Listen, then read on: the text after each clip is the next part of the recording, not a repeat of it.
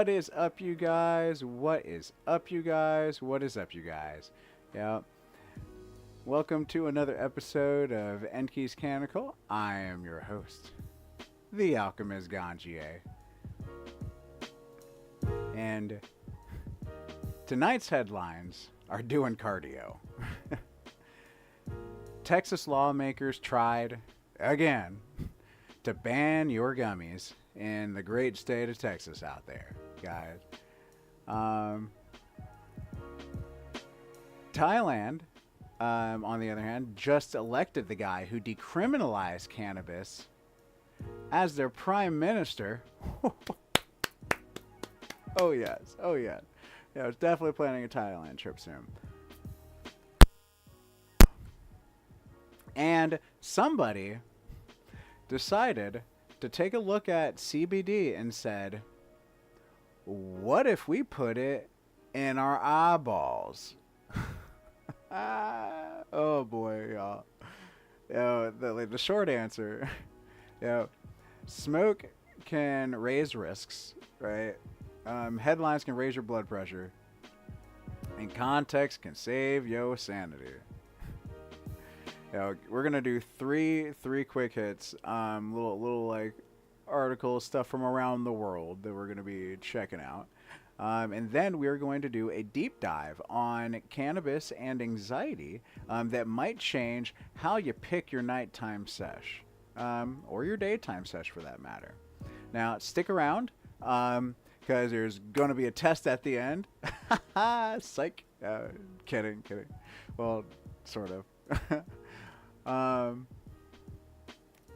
Before we get into all of that hoopla today, we are going to take a look at our cultivar that we're going to be reviewing today.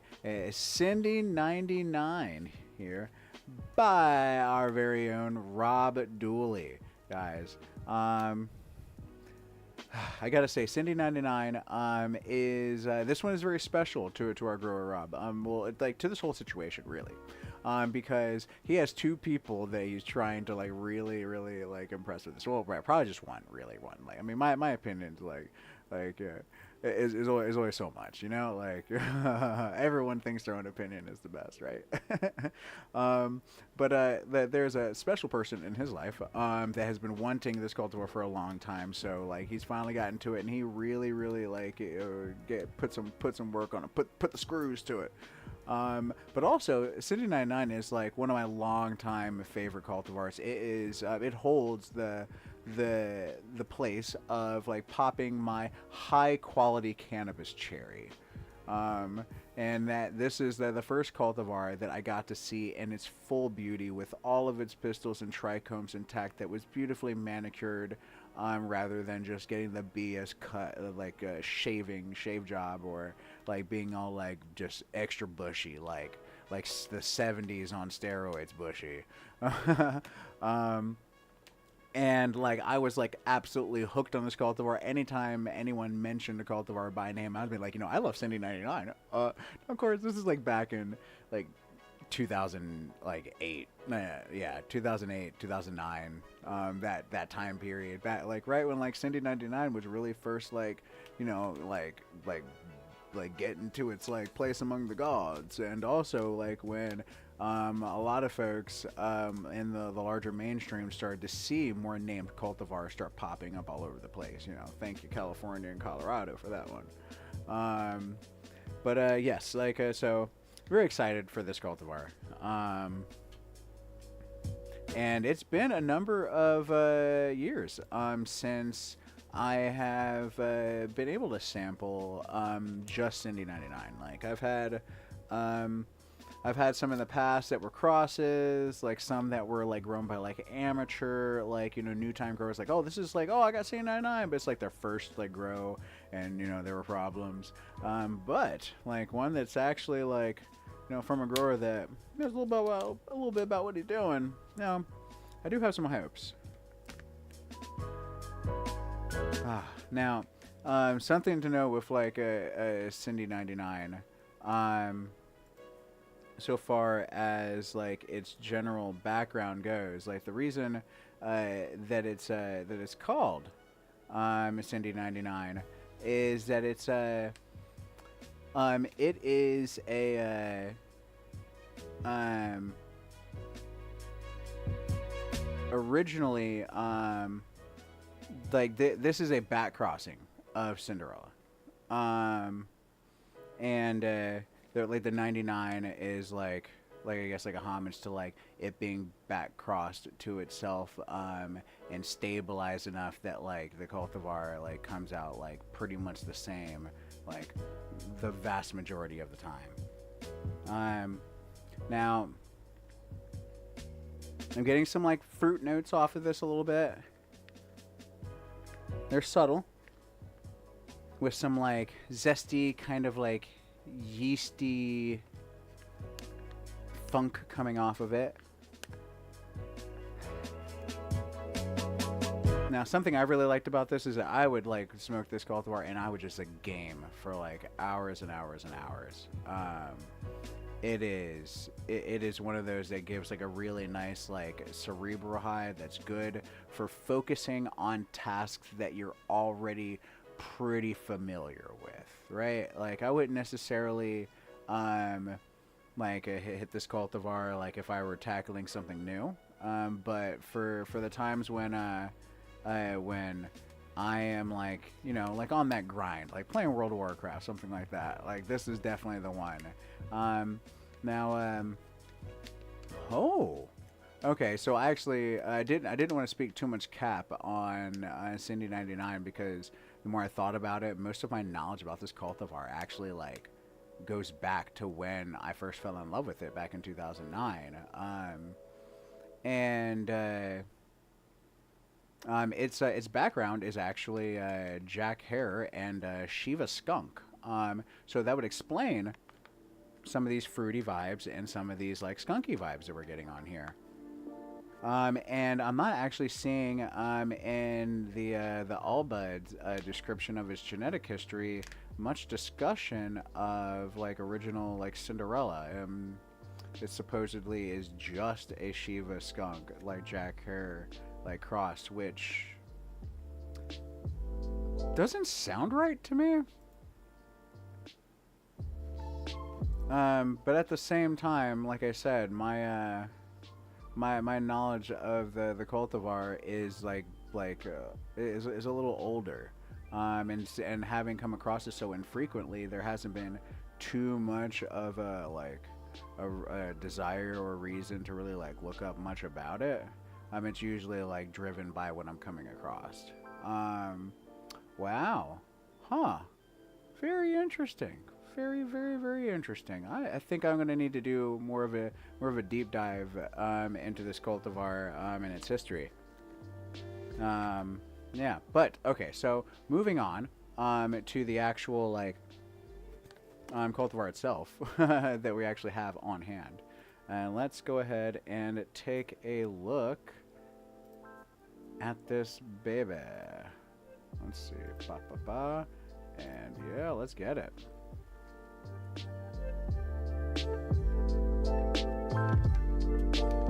Alright.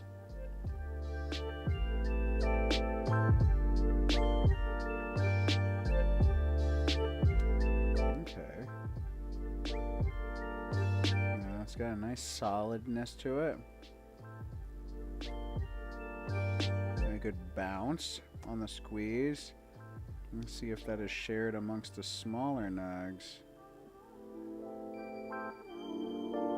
Okay. Alright. Let's see how.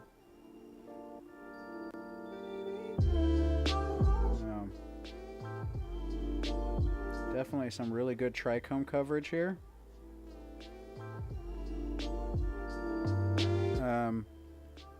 Now we'll have to take a little bit of a closer look to see what the intactness is of these trichomes. But yeah, definitely looks like this has got some pretty heavy coverage though. To say the least. So yeah, let's go ahead and here we'll take a look at this smaller one first, just to give us a little tease.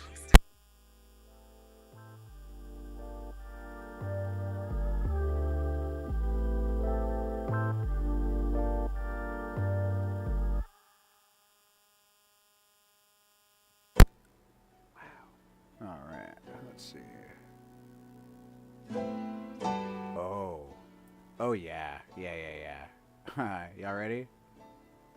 Yeah, I don't know if y'all are ready. Let's go. Oh yeah, just absolutely lovely.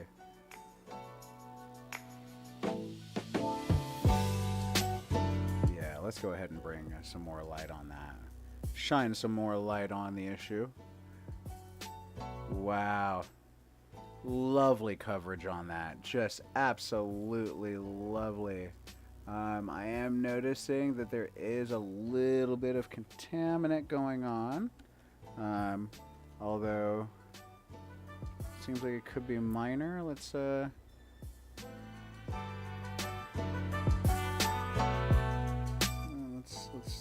what we got here.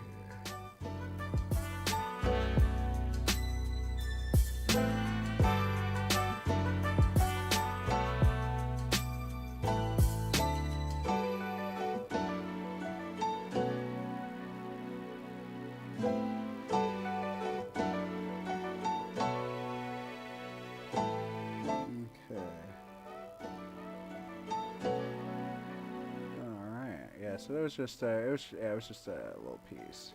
Yeah, it looks like there might be a little bit more, but that's okay. That's okay, all things considered.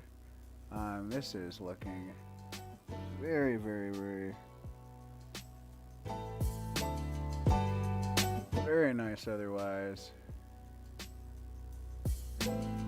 Oh wow, yeah.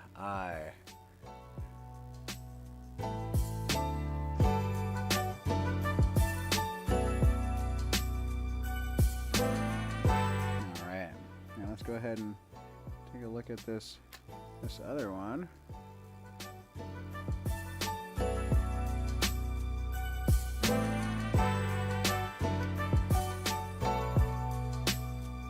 Oh wow, yeah.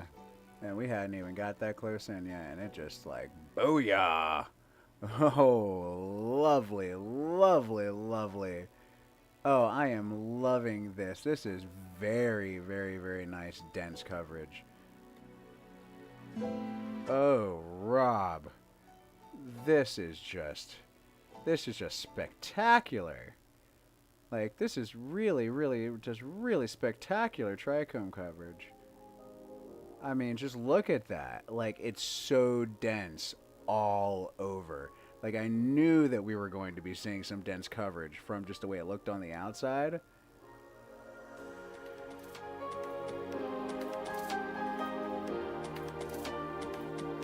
Let's see. Those are just some really fuzzy, fuzzy pistils. That's all. Wow.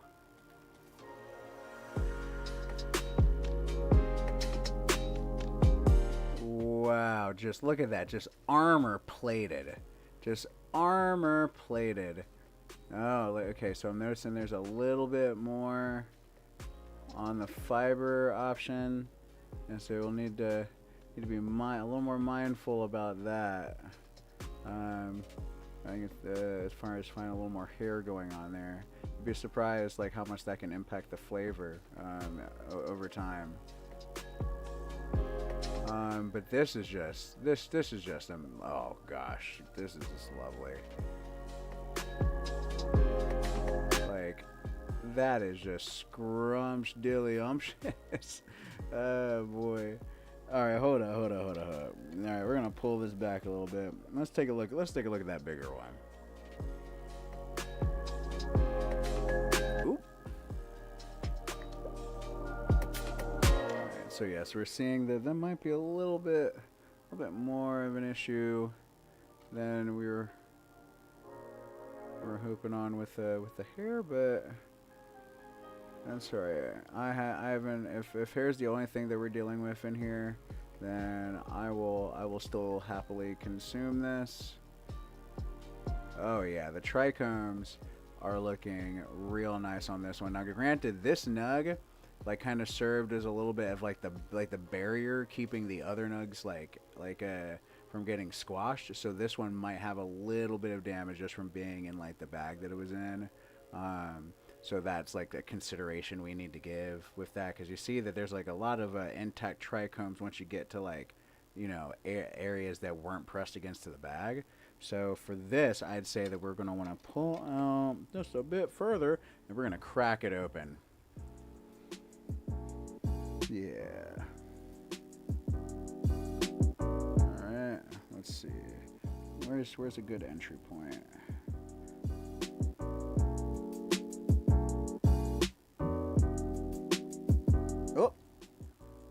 Oh, we got an entry point. Yeah, you see that? All right, let's open up these tectonic plates, y'all.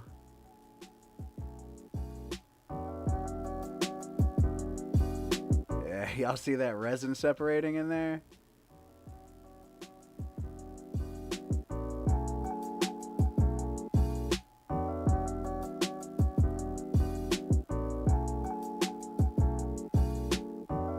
Okay, don't worry. We're going to get zoomed in on that. Oh!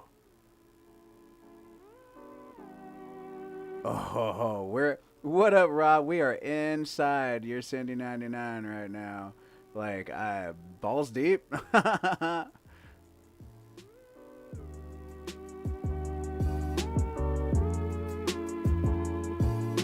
mean, just look at that. Amazing, amazing, amazing coverage here. We need to flip this around, actually, so we can see just that side just a little bit better.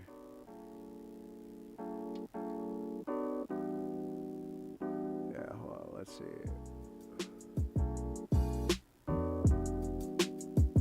Wow.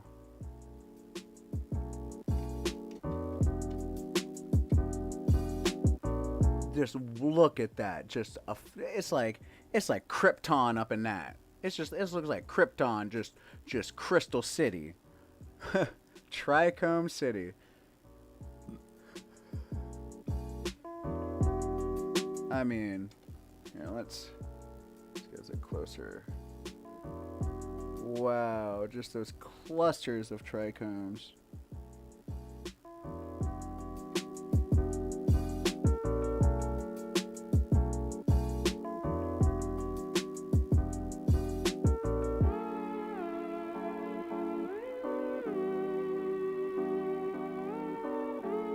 Oh, wow. All right, here, and since you were not here, Rob, for the other, here we'll show. This is one of the smaller nugs that you sent along. Right. Look at that. Let's just look at that. Just so icy.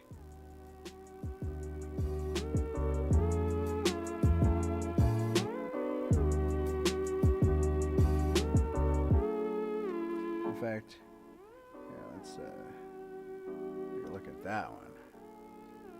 Look at that one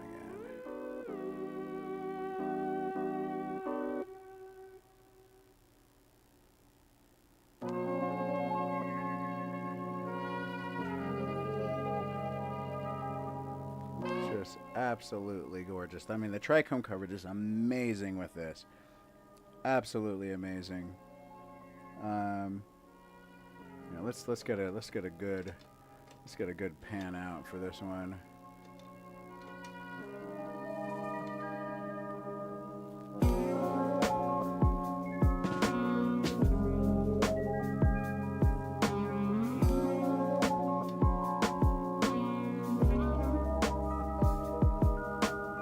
Yeah. I absolutely agree, Rob. I think the harvest on this was pretty appropriate all in all. I still think I saw some blonde pistils in there, like some lighter colored pistils. I can't remember where I saw them now because I definitely saw them when I was expecting it earlier, but I don't see them this time. So like low-key, I could just be talking cap right now, and that wasn't even this one. Let's see, man. I'm trying to see if we can't. There we go. Yeah, that's a nice little graphic.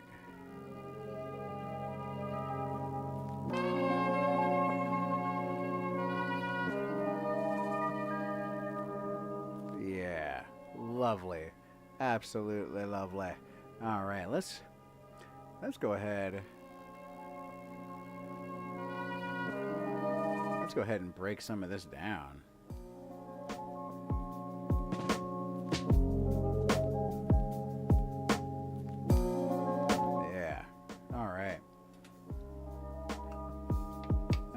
definitely very excited to sample this this Cindy.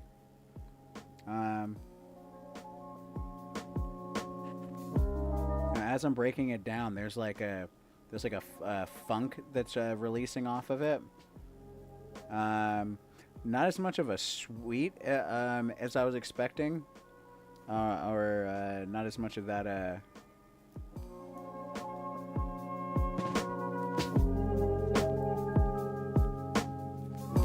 Ooh boy, this is actually like the way this is feeling. I could in part break this down with my fingers.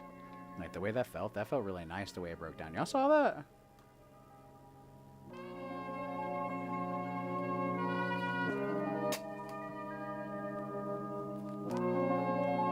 Oh yeah, let's go ahead. Nice. Oh wow, that funk is just exploding on this. Yeah. Yeah, very funky. Very, very, very funky. There's like a yeasty kind of sweet that's on it. That's like vaguely fruity. But it goes sour before it like can really be expressed as a fruit. It's almost like somebody had let some fruit sit somewhere, and then or watermelon or whatever, and then it went bad, right? And then it rotted, and it got that tangy, zesty kind of smell, and then someone went and cleaned it up, but they didn't do a super good job cleaning it up. So there's still the smell, the after smell of that zest. Now, granted, I'm not that if that were a real food situation, that wouldn't be great, but for the actual but that's just a description for the relatability.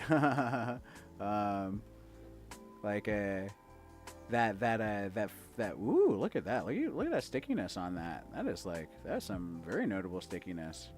So with that bit of that zesty, kind of sharp, almost garlic but not quite, combined with that fruit, I feel like this is going to normally Cindy 99 is more of a heady kind of stimulating kind of vibe. I feel like we'll still get a bit of a heady stimulating from this, but I also wouldn't be surprised if this is also starts off with a little bit of pep, a little bit of a zoomy kind of feeling, followed by some relaxation as well.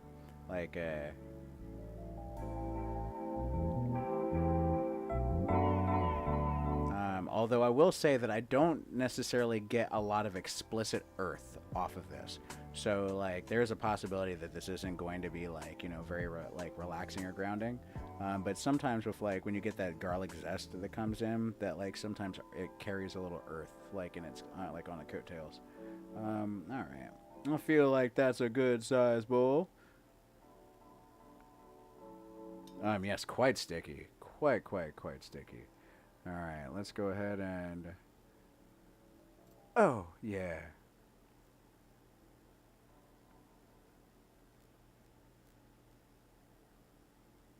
All right, let's switch it over to the weed porn cam.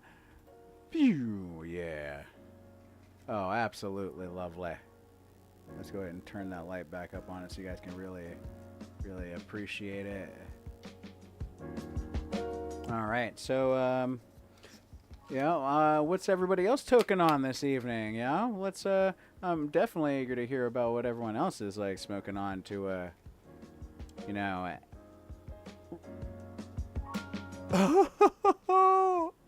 I just broke the tip off. You wouldn't believe how it doesn't happen super often, but often enough.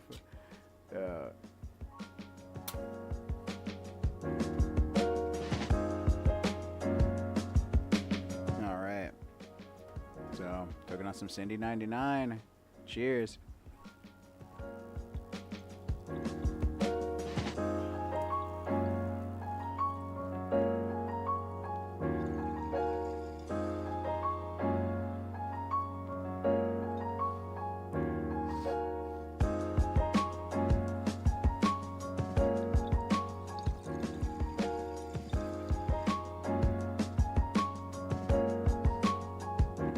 All right.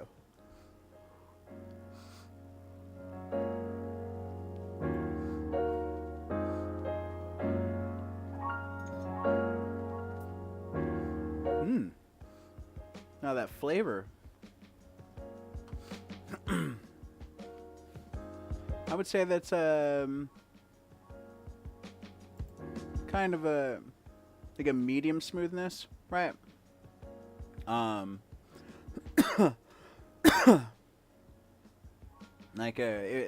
As it was going down, there was like a, it wasn't like, how do I describe this?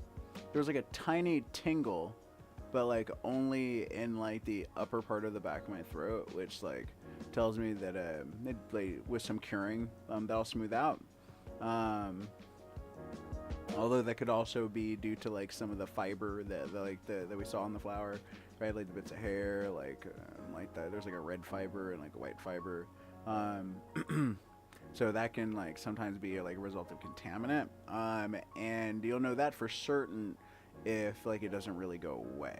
Like if after a month or so, like you toke it and like it pretty much like has like that same type of tingle like to it, which the way it's tingling does remind me more often of there being like some type of a contaminant. And unfortunately, I've like, smoked stuff with hair in it like many times in the past. And like it does kind of remind me a little bit of that. But like I said, it could also be something that'll come out with curing.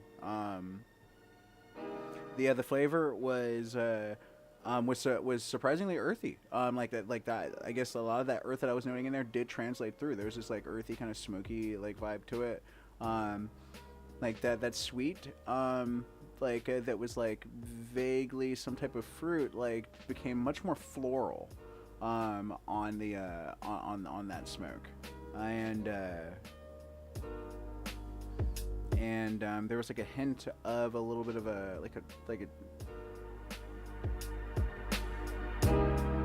kind of like a chemo kind of like vibe to it ish, like very very low grade. In fact, honestly, the way that like it hit, like the way that it smoked, because one of the things I liked about Cindy 99 is that it was a very uplifting, It almost hit me kind of like coffee like later in the day. Like I would get off of work, like I was working a part-time job like while also like taking like in college, and I would be like so like tired and like want to like do some gaming but just be like feeling a little too tired to game, and hit some Cindy 99, and then all of a sudden boop, I'm like up with energy and like not even giving a crap about any of the stress of the day, and I'm just like gaming, doing my thing, and it's like just clear-headed enough to be able to focus on like the stuff that you want to do, like without like while still having like those nice fog walls. And like right now, like I can feel this lift me up. I feel like I could soak some more of this and it wouldn't like be too much, Yo, Rob, smoking that permanent marker, man. I got to smell it, guys. I got to smell some of that permanent marker that Rob grew. At least I think I did. I just was thinking about that.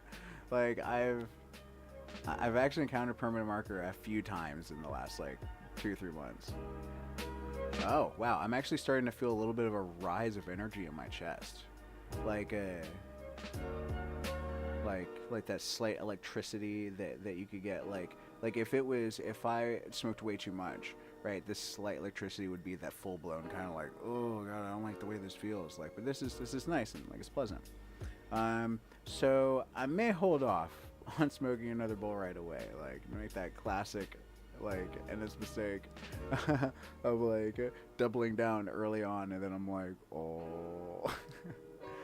Because we also have another cannabis product that we're taking a look at, but we'll get to them. I want to make sure that we're all like sorted here with the Cindy 99.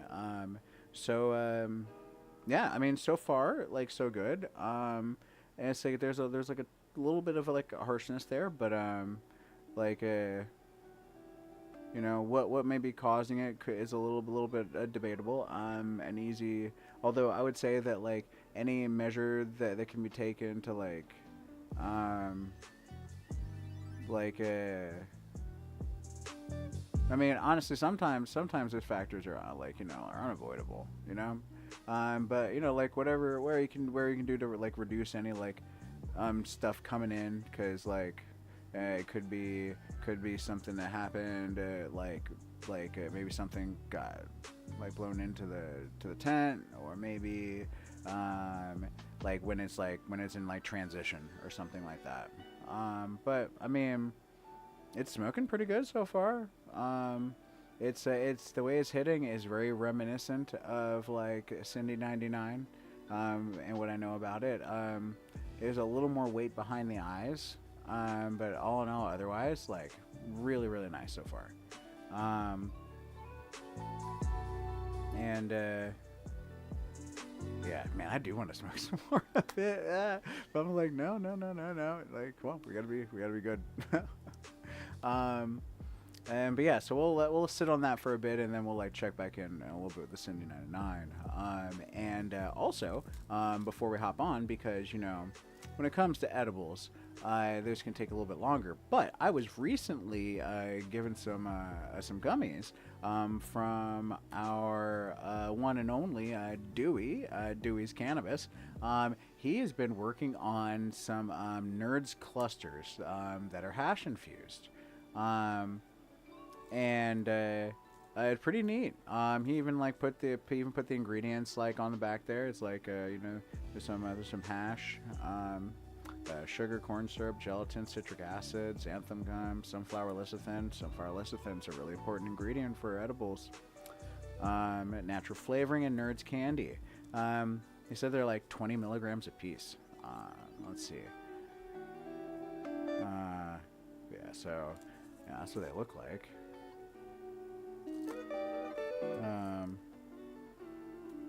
And he said he uses this platinum grade gelatin. Whoop. Okay, so the Nerds are falling off, but I'm gonna try one.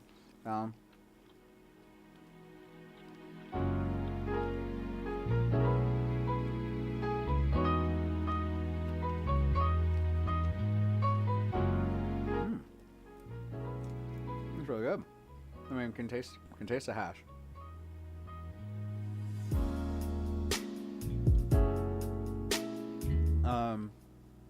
They're really good. It tastes just like otherwise just like Nerd clusters. I mean, you can tell these are infused. Uh-oh.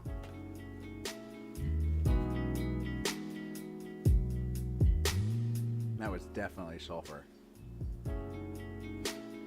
One of the nerd heads fell off, and I thought I saw it fall to the ground. I mean, fall to the table. And so I picked it up and ate it. And it was a match head.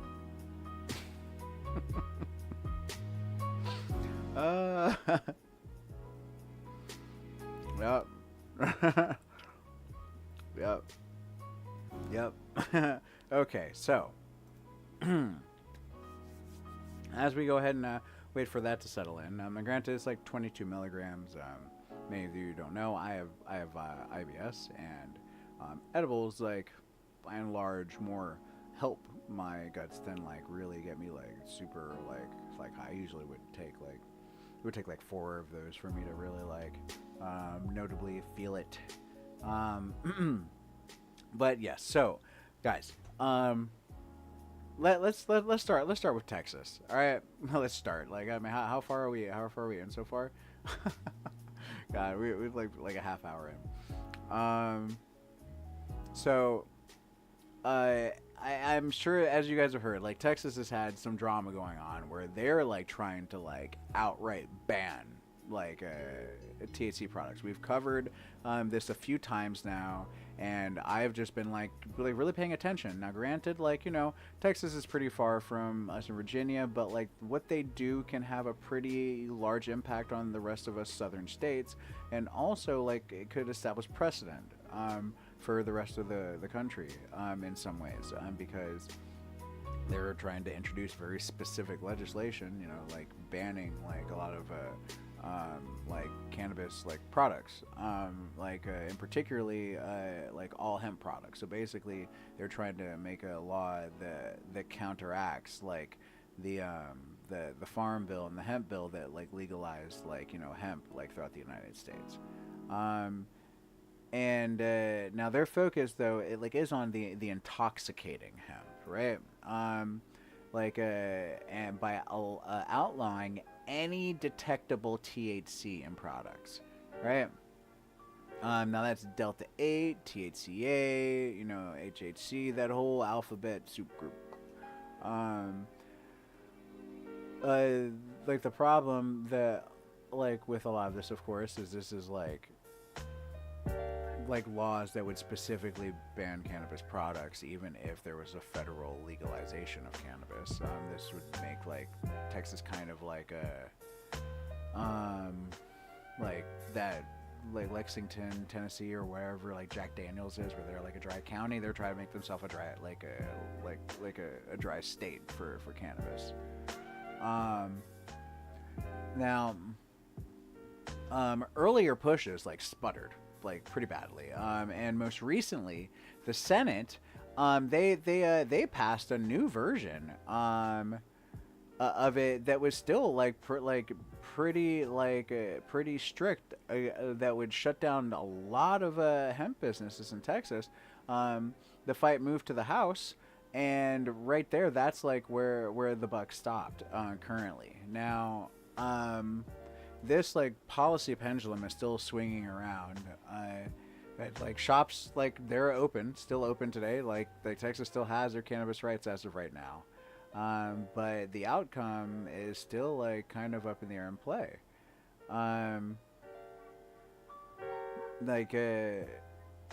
Now, like I said, that like this really matters for us because like they're enacting like a total ban, like functionally on THC products, and like we're talking about like a ban on the level of like parts per billion. And now that like we have like plenty of labs out there that can detect cannabis levels, that's not like really it's not going to be like too difficult of a thing for like Texas like to do if they decide they really want to like crack down on it.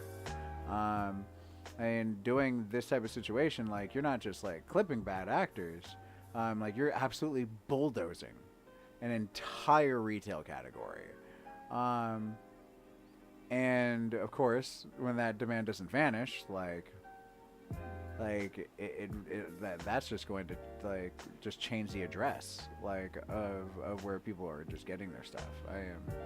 Harm reduction 101, like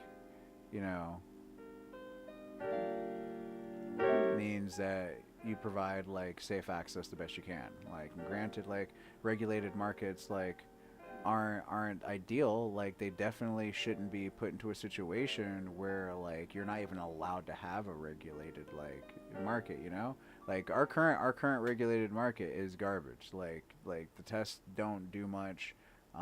There's lots of like Wild West behavior, lots of people like faking like stuff, like lots of stuff getting pulled from shelves way later than they should. But like the problem like comes with the fact that we're not seeing full government support and societal support like of a regulated market. Black market is better than the regulated market because like the only people that are allowed to play really in the regulated market are the people that are trying to be the Walmart of cannabis. Like that, and that's one of those situations where like you can't go to Walmart and expect to find farmers market food. Like your local producer isn't going to be at Walmart like that, not by and large. And the same thing is going like happened with cannabis.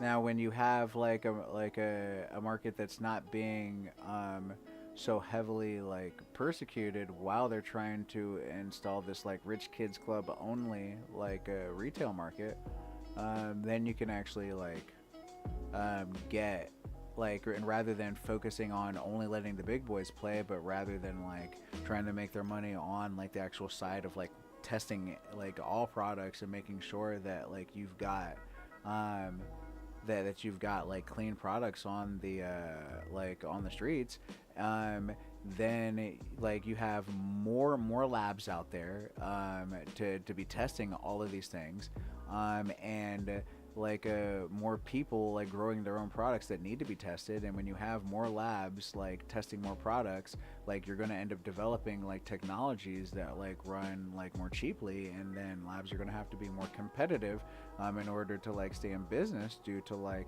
you know, like there being like so many other people out there trying to get this done. Like it actually starts to work into a model that that can actually be equitable for everyone. Now it doesn't cost you a whole lot to take your weed in to get tested, because there's like 6 places you could choose from, like to get testing done. That's what should be the Walmart of anything, if anything.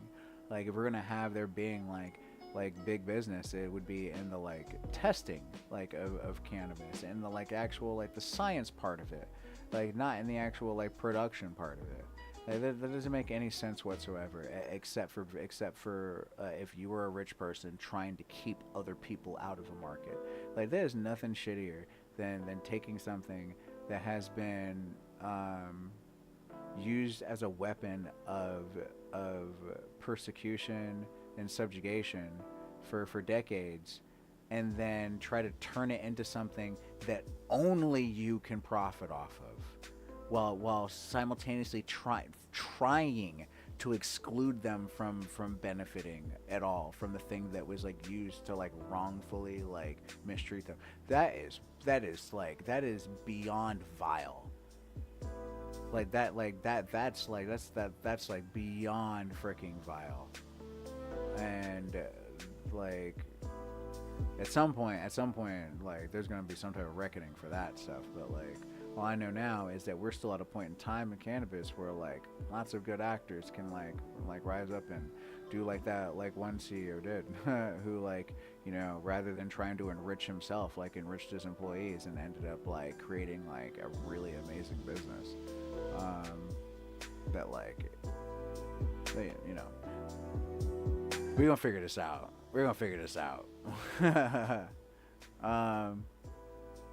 So right, Texas has got their weed still, or their version of weed still,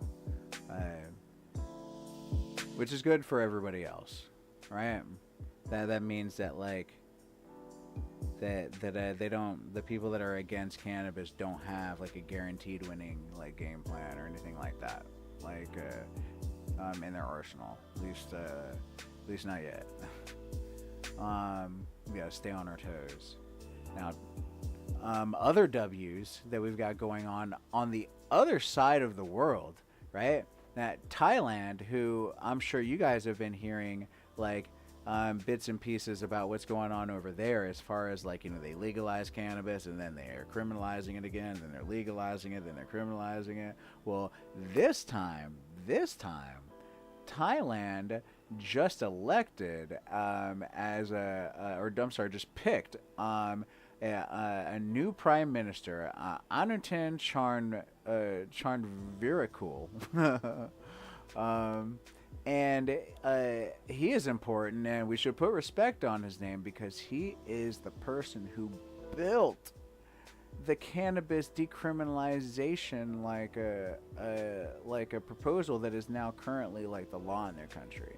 And now that he's prime minister, like that is going to be a huge point towards Thailand staying pro cannabis for like at least the near to like a intermediate future. I mean, that would be like if the United States elected like Willie Nelson, you know, like like Congress would smell like patchouli. Like, um, but like, hey, the CBO score would finally include vibes. um, like this is like this is very awesome, right? So Thailand, like by having him as prime minister, this is like new parliament vote, like coalition math, and boom, like the decrim guy is in charge, like this is like very very cool. So you know, like if you have any designs to want to go for a Canada vacation, like to Thailand, because you know they say the most expensive part of going to Thailand is like the ticket. Now, maybe a good time to go. um, like, yeah, very very awesome, very very awesome. Um,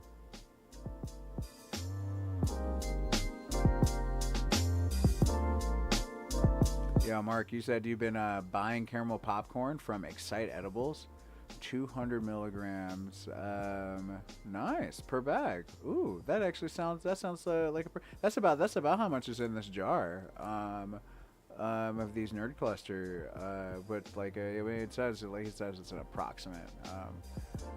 But yeah. Mark, you said isn't all cannabis THCA until heated? Yes, sir. I'd love to hear your understanding of what Delta 8, Delta 10 are. Are these non-Delta 9 THC products like derived? How are these non-Delta 9 THC products derived? So okay,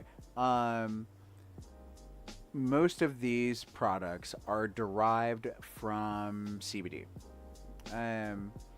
So as you may know, like CBG is the mother of all cannabinoids, right? CBG then turns into all of the other cannabinoids that we have out there, and upon like learning this, you can then understand that when you take certain other cannabinoids and put them through a particular chemical process, you can kind of force that molecule to like take on like other parts, or lose other parts and become other cannabinoids. Like, at the end of the day, a molecule is a molecule is a molecule, right?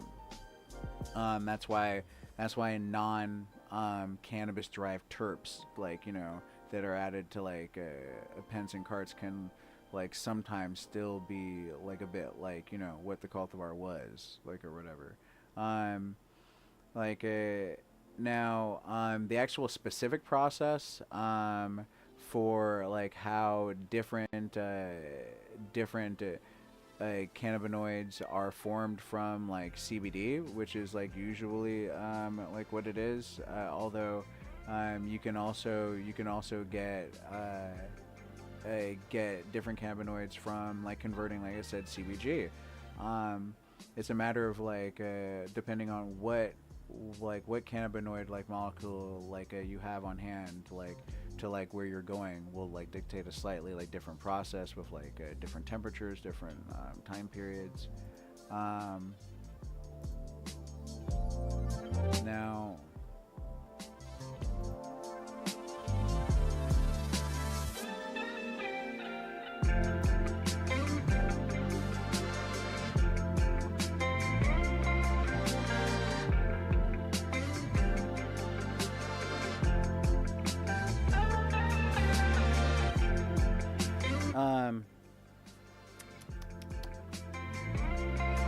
I rabbit holed my brain for a minute and then started crawling back out of it, and I realized I was just sitting there thinking for too long.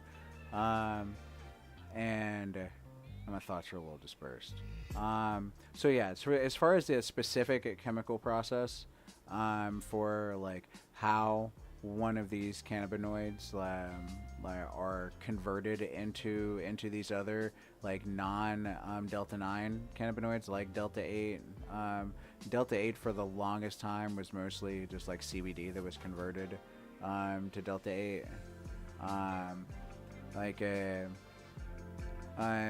different, and like I said, like different cannabinoids, like you'll get different processes. Like for example, like HHC. Um, HHC, you get that when you put CBD through a hydrolysis.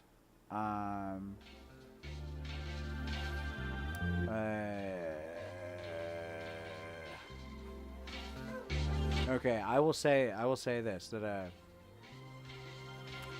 the Cindy 99 check-in, there's a little bit more of a fog with this than I would typically like expect like from the Cindy. It's not too heavy, but it's heavy enough that like I feel myself getting kind of brain farty.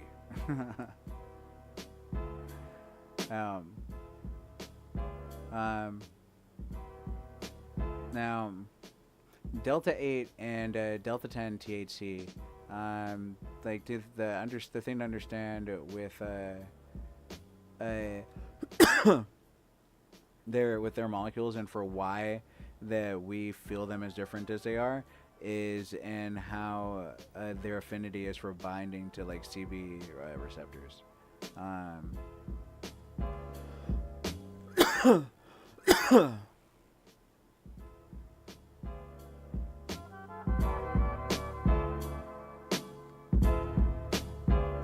Yeah.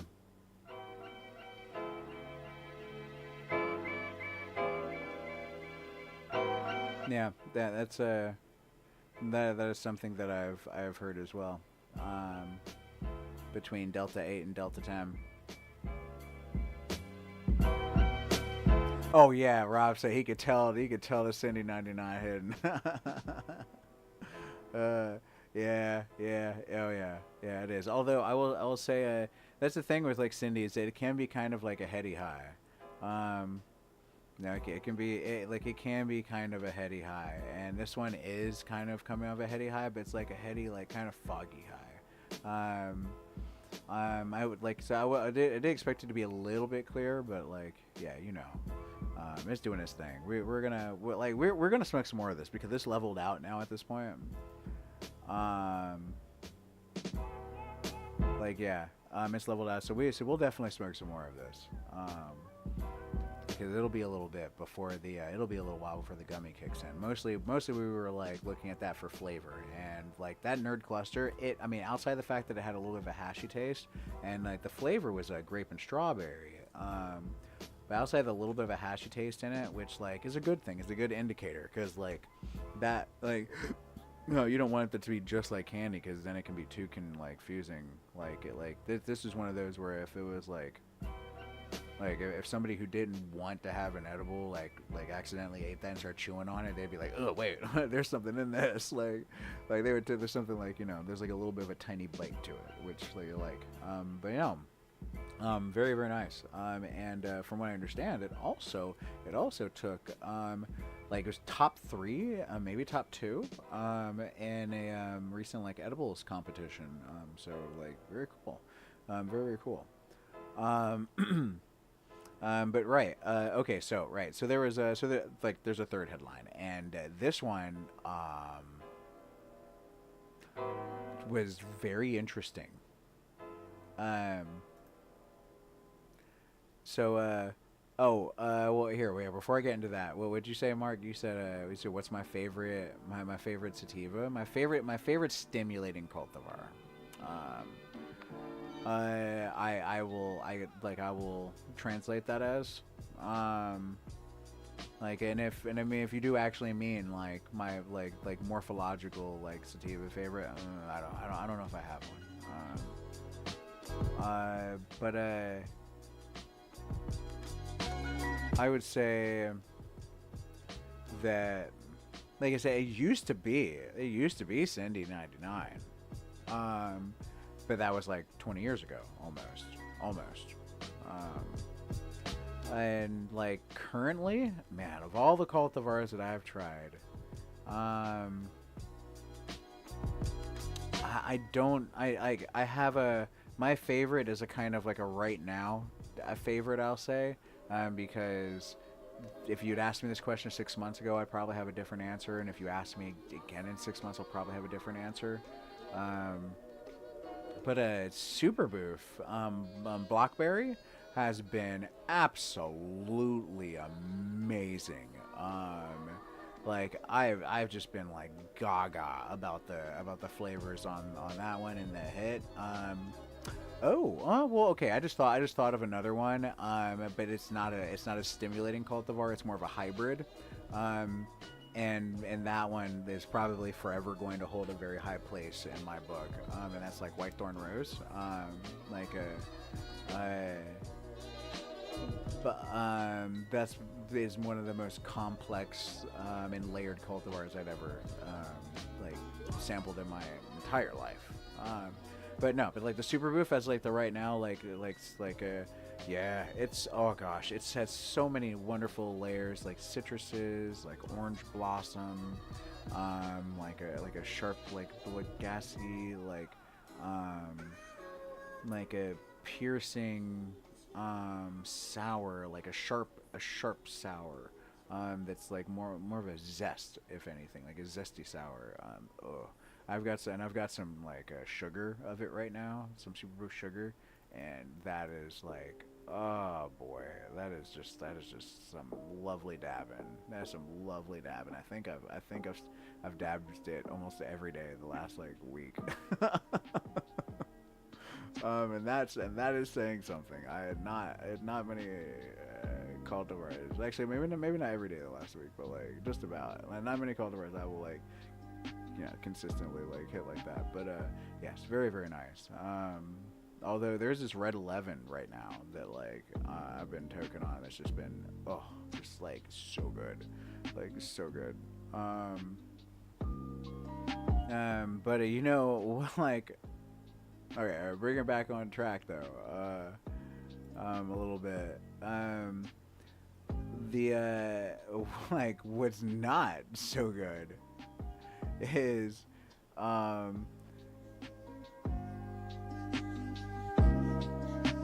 putting unregulated infomercial CBD eye drops in my eyes. Like so sometimes what's obvious to you is obvious to you, but like our eyes are our brain. Like our eyes are the only, like our eyes are like our, like is a part of our brain exposed, directly connected, like, and there are a lot of things that I will like trust, and then there's a line that I feel like most people should be mindful about, and that is getting things from like non-tested sources, like that like you would put directly into your brain, like through your eyeballs, like. And the FDA has been like crystal clear about this too, because like this article I found, right? They said that like, and they said unapproved eyeball drugs are really risky, like for so many reasons. Like, oh my gosh, like I mean, how would you just like not go blind? Like, what are the chances, right? They're like, hey, hey, I got this CBD eye drop from a company that like got the drops made by another company, right? Like neither of which have been like tested by like any type of like trusted like body. And granted, I'm not even saying that the FDA is like a fully trusted body either, but like it's not nothing. But like, so the FDA has been like actually like doing its job in a sense, and like they've been like cracking down on like multiple brands of eye drop companies over quality and safety issues, and like over the course of the last couple of years. and then of course, like you add CBD to that, like oh my gosh, you guys remember when they did that recall on cysteine because they found that there was like staph or E. coli or something in like the cysteine eye drops or whatever, like. Bro, like you could have made yourself blind with a staph infection from like eye drops, like this is why we always gotta be like very mindful about the companies that we trust, you know, and for certain things. And so the FDA, like they have been very explicit, like and have been going after a lot of these companies that do like CBD eye drops and like whatnot.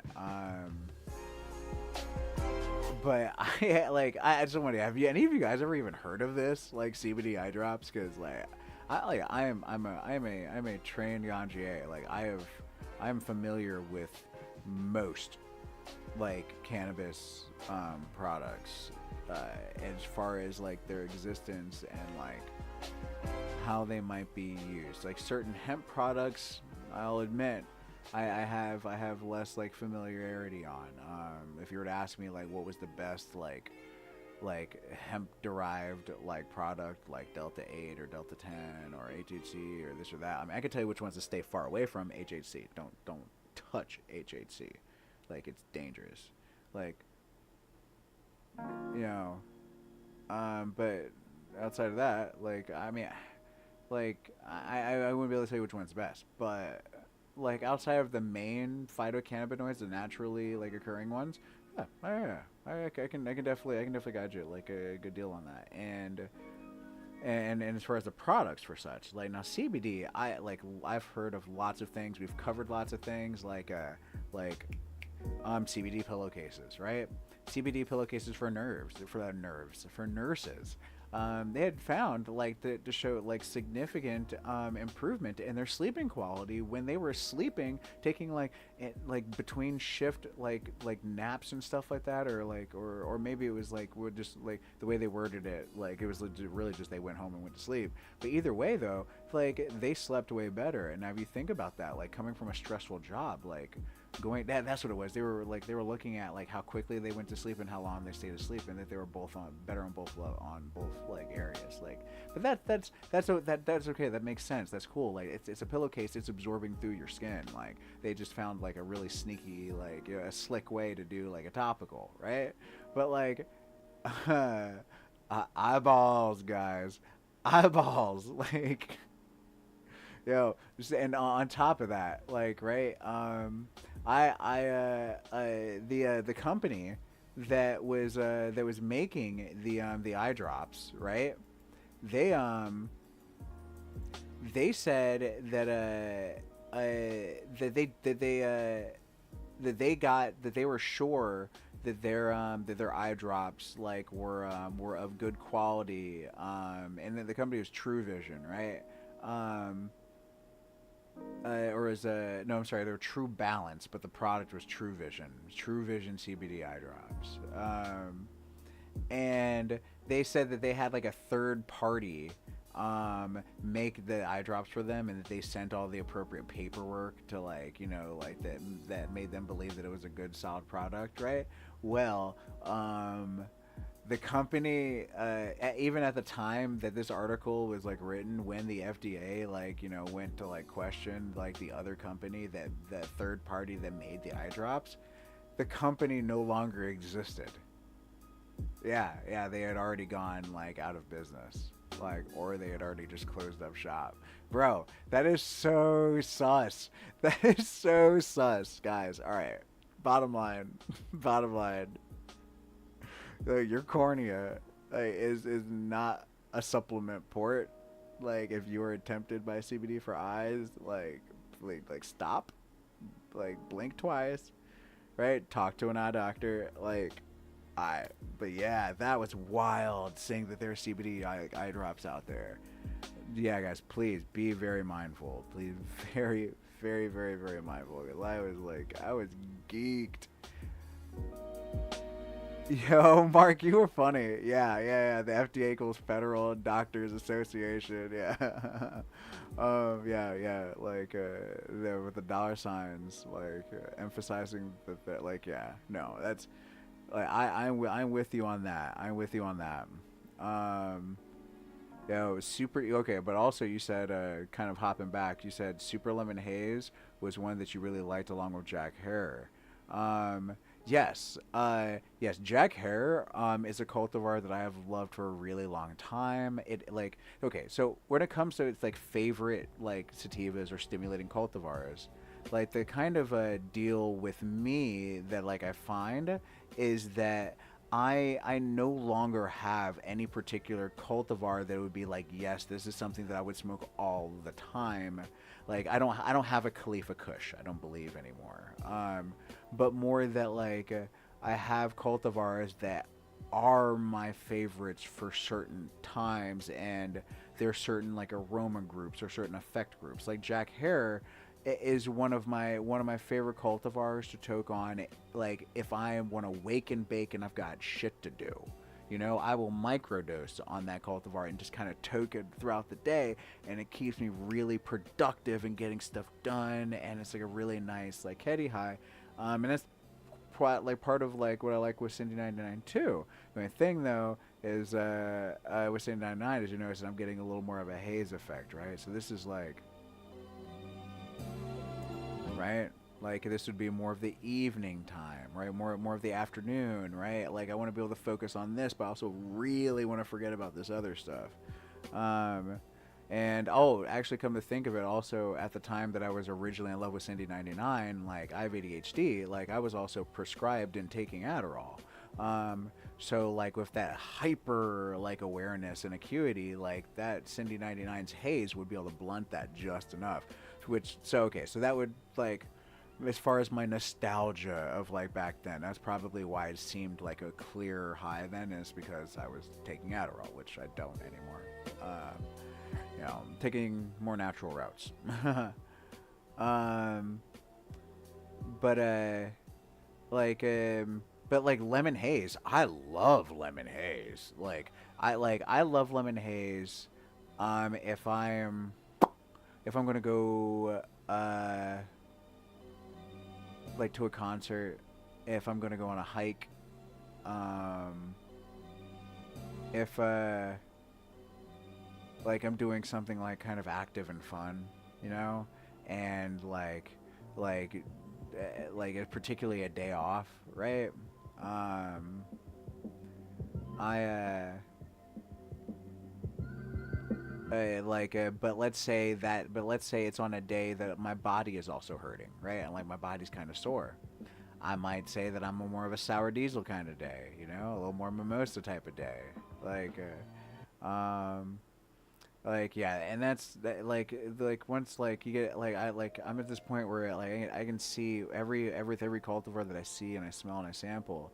Like even though I'm sampling different cultivars every day at this time, like my podcast is like pretty much the only time aside from when no, not the only time, the only time in my like personal like space, right, where I'm consuming in a manner that's not trying to like target a particular like direction or whatever. um but obviously when I'm like with other people doing assessments and like whatnot, and yeah, man, all right, I'm getting a little cookie monstered. Yeah, we haven't even gotten to the main course yet. But you said you use a balanced 10 milligram delta 9 THC to 50 milligram CBD gummy daily.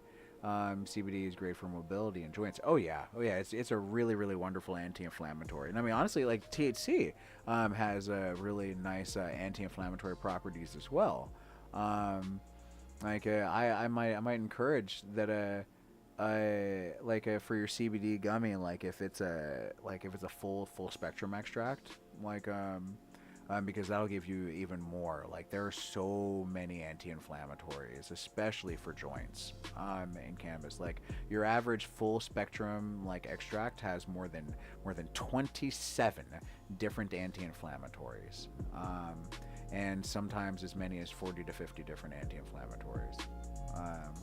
Like there's a lot of benefit, and also like just on the note of joints, like before I move on, topicals can do a really good job for assisting with bolstering like joint mobility. Um, just having just some infused coconut oil or something like that and rubbing it on the affected area, waiting 15 minutes and then applying like a second coating for extended relief. But that can be really good for joint mobility as well. It's the cannabis, the anti-inflammatories in cannabis, and also just like the core action of how it interacts with our endocannabinoid system, like at the site of contact. It actually, like, the endocannabinoid system allows for the anti-inflammatory action, like the effect to go up the nerve endings in reverse and kind of calm down a lot of that activity while also repairing the myelin sheaths. It's not just in the brain that it does that. It's like so yeah, lots of benefit there for sure, like for sure. Now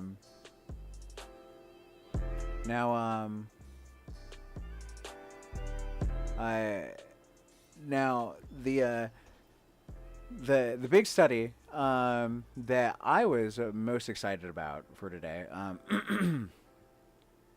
Actually, I've got a little bit of like a persistent like a tingling agitation in my throat. It was kind of the same spot that I feel like that was tingled like when I smoked before. So that could be a contaminant. Like really, actually, you know what? We gonna pause. We gonna pack another bowl, right? Because I'm curious to see if like where I'm currently feeling this tingle is also what tingled when I smoked before. So yes, we will go ahead and.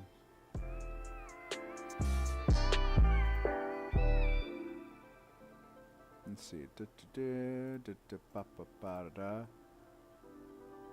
Boop. Yeah. So let's go ahead and pack us up a little more.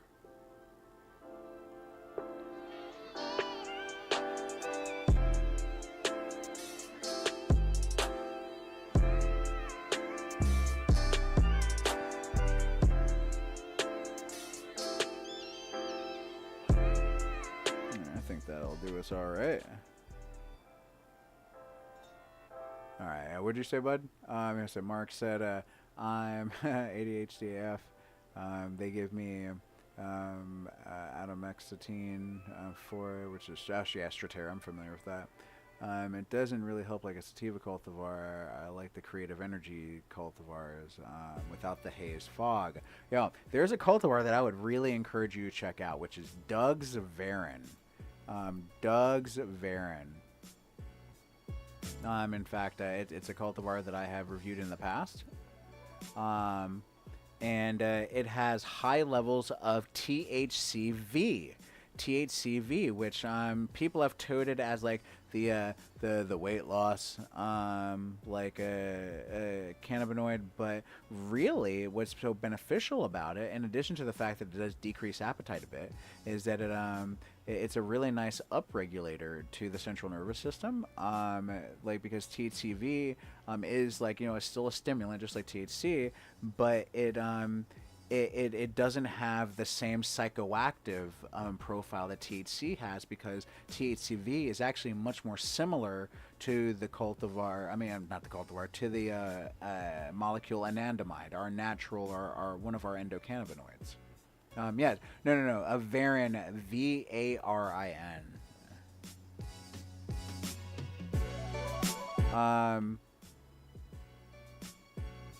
All right, so here I've got some of this Cindy 99 here though.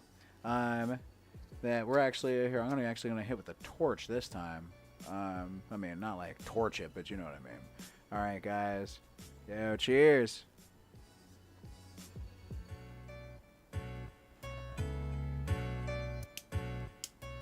Oh, dang.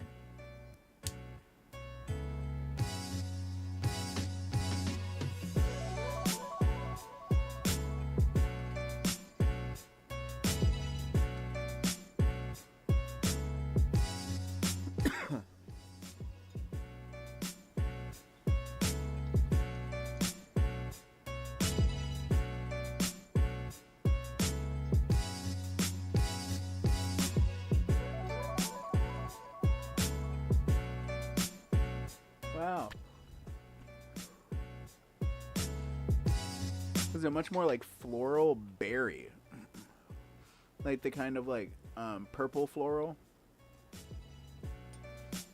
and like that like mint berry bubblegum like ish.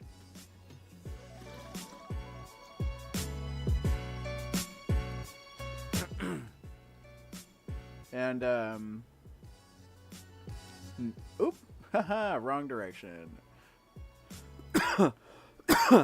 But yeah, so and no, definitely a different location than what was tingling in the throat. I think that was just like me being thirsty and having a dry throat.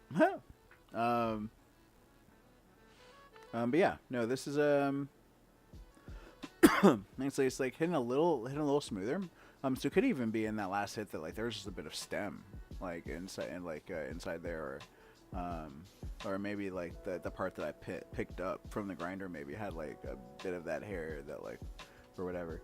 Because that one was a little different. Wasn't as earthy. They said more of that floral kind of berry, like kind of mint, which is interesting. Because like I would have expected to be a little more zest, like but there was like almost no zest. Like a very like a earthy, very like a dank, like a kind of like a powdery like floral. Something that I would expect like sometimes you get from like creams, like you know. So yeah. But yeah, nice. I'm definitely gonna be smoking some more of that. Now, this study that caught my eye, that like wanted to like give some good attention to, is this a large naturalistic study. 499 adults, right, over the span of 4 weeks. And what they looked at was how cannabis uses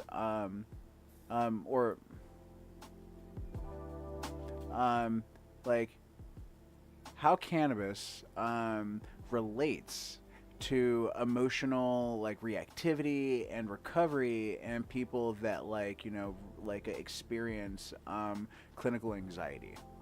Now like you can think of it like a you know how strongly you feel a stressor, right, and like how quickly you bounce back from it. And like what I found the most intriguing about this is that that this is a study that was published in Psychopathology and Clinical Science, like the APA, like psychology journal. All right, this is like they ain't gonna let this in like for no reason. Like this is like a peer reviewed journal, right? Okay, so like. So that's the I mean, and also worlds beyond that BS Live Science like publisher that we were debunking last week on the like cannabis causes cancer like BS. So yeah, you want to learn more about that one? Like check out last week's podcast. But so like what they found though in this study is that cannabis users, right? Across THC, CBD, and one-to-one profiles. They showed that they had stronger emotional responses and faster recovery compared to non-users. All right, that's fascinating, absolutely fascinating, right? So higher amplitude, right? But then a quicker return to baseline, right? Not like numb, not catastrophe, but more just like, whoa, okay, I'm okay. Like, now something that they did find, right, like between like some of the cannabis users, right, is that THC people that like were using THC dominant like cannabis, that they had a bit of a higher like heart rate. And people that used like just CBD like didn't. So right, so that's something that like that we already knew. That's basic. That's something that's kind of like been a basic establishment of physiology, that THC can elevate the heart rate. But the other really interesting thing they found was that like over the course of the 4 weeks, there was no cumulative drift. Right, basically that this is like a relatively stable effect of cannabis. not just like a quick tolerance flip type situation. Um, Now, like the only like real like caveat though with this is that this is just like a naturalistic design. So like they didn't like, control the dosing for the people participating. They just said like use whatever feels normal to you. Um, Now, man, oh god, this Cindy 99 feels so good. I forgot how good Cindy 99 feels. Like the up on Cindy 99 just feels so great. I'm sorry, it's just like I can feel the up right now from it, and it just got me hella nostalgic. Um, it's like that. It's like an excitatory like up, like where you're just like, and also this is really cool. Just like, yo, guys, okay. Um, let's bring it back. So we got with like with their findings, and what we can kind of like take away like from that is that like if anxiety is like too much, too long, then you know more reactive but faster recovery. And, like it is, it's a mixed bag. For some, that can be like a good thing. Like emotions register, but like they don't linger. Although for others, especially if your baseline is already kind of amped, extra reactivity can feel like a wave like you did not order. And can also like explain for like some people and their responses like to cannabis. Like we've all like have had like people that we've toked with who like really didn't like the cultivar, had like an unfavorable response because it just like wasn't the thing that like they were looking for. Um, there are other like limitations, right? That like to take in consideration for the study, and that is right, like the like self-selected like cannabis users. So like they brought in people like that were already cannabis users. Like, yeah, I want to use weed, and like the people that were non-users were like, no, I don't want to use weed. you know, um, self-dosing, right? That's like another thing. And then the expectancy effects, um, like if you wanted it to go a certain way, like cannabis's psychoactive effects can kind of like play along with that. So, and then of course all of the glorious messiness of real life. Um, this study is not a double blind, right? By any means, like randomly controlled trial or anything like that. So like this is something to really like drive like a academic curiosity, like within like the scientific field. This is definitely not meant to be any kind of doctrine. Like this type of study is like what's going to like encourage other real scientists to like look into this even further. Okay. Um, Now, so far as like other scientists and like research, right? Because this is also built off of other research. Um, in the past, right? It's like showed that like CBD has like an anxiolytic effect, right? In lots of lab models, and the including a model that looks at like the simulated public speaking. There's this like test that like they do that like looks at social anxiety. CBD has a positive impact on that. Now granted, like doses were high. We're talking hundreds of milligrams. But directionally, like CBD does have a calming effect. Like that's something that most people who have tried CBD can attest to. High THC, right? Especially in unfamiliar settings and in higher doses, right? We all know, right? Like can increase anxiety, like for some people. Likely, via like CB1's effects, plus like context, um, you consume a lot of cannabis, but in a work setting, like that could be pretty like heavily impactful. This is why, like, we chant, start low, go slow. I consume, like, heavily, but I mean, my fiance doesn't. Um, right. Yeah. Mark, you said, and I said pause for a second, see what you say. You said you said you grew a Juicy Skittles Auto and Ice Sangria Sativa from the Beans for Boots, like seeds Cody hosted. Man, both of those sound really nice. I wonder what the background of the sangria is, of the ice sangria. You said you harvested them last week and put all the buds in cure bags. Have you ever used these? How long should I cure my product in them? Okay, so, here, yeah, we'll put a pin in like the study. Like, I'll answer this real quick. So your cure bags, right?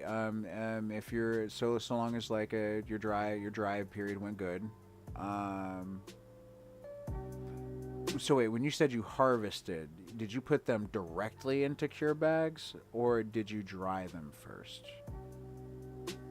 Cure bags are really, really good, or can be really good for curing. Like Grove bags, yes. Like cure bags, like I've only talked to a couple of people who've used them so far, and they said they seem pretty commensurate. So we will say them interchangeably for now, but right, this could also be a Bovita Integris situation. You said dried for 7 days.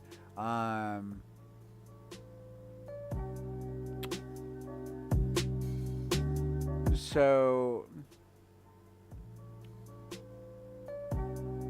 when it dry for 7 days and you got that good snap on it, and then on the branches, and then you went into the Grove bags, into the cure bags.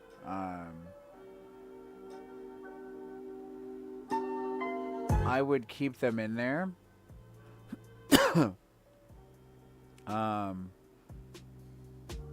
Until you are satisfied with like the aroma, and so long as the texture doesn't feel like overly soft, like it got damp on you or anything like that.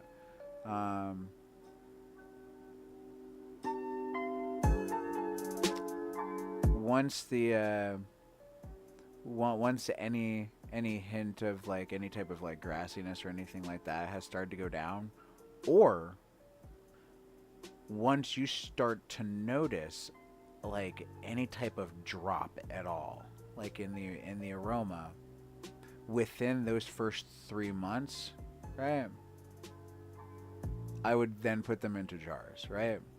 Now I'm just mentioning the 3 months now because like little stoned, talking out of order, said it in my head. 3 months is like I feel like the general maximum period of time that you want to keep flour in Grove bags or cure bags, because it is doing a controlled off gassing, and there isn't really a point where it's going to stop, right? So like in a lot of ways, I even like encourage people to like look at like cure bags and Grove bags more like burping bags than really curing bags. So like with that being said, because I said 3 months is the longest that you would want to like go like with those type of bags. Like generally, like you may find yourself only staying in those bags maybe like a week or two, like depending, and it also really depends on how the dry ended. 7 days sounds like a little on the shorter side, and I would determine like the cure bag activity based on like how dry the flour is. If the flour is very dry, I honestly would check on it in the cure bags for for like a few days, like see where they're at, and then I would look at going into jars with with appropriate like humidity packets for the weight, like to keep them stable. I,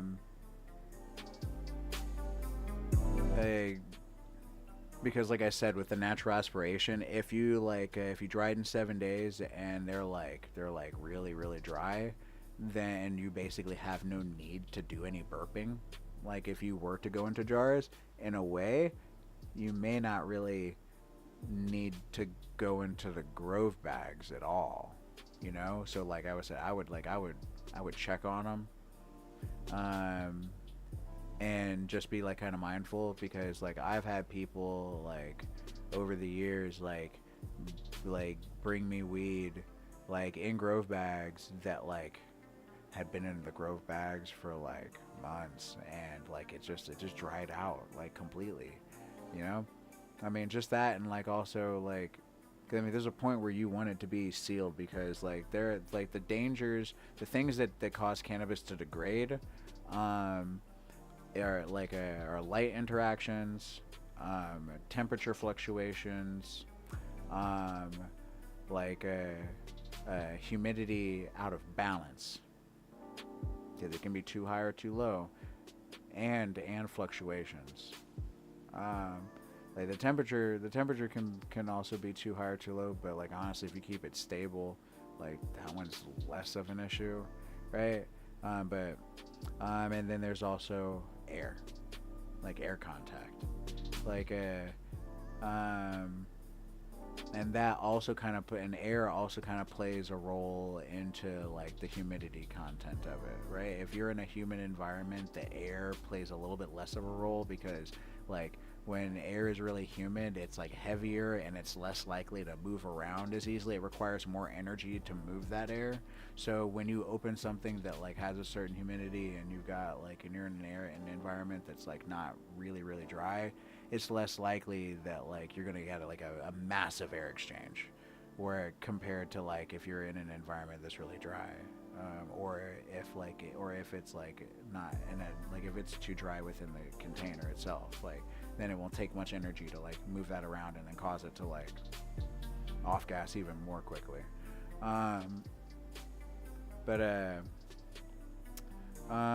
So yeah, like so the cure bag question is a little bit more difficult to answer. I could happily field that one a little bit more, if you message me.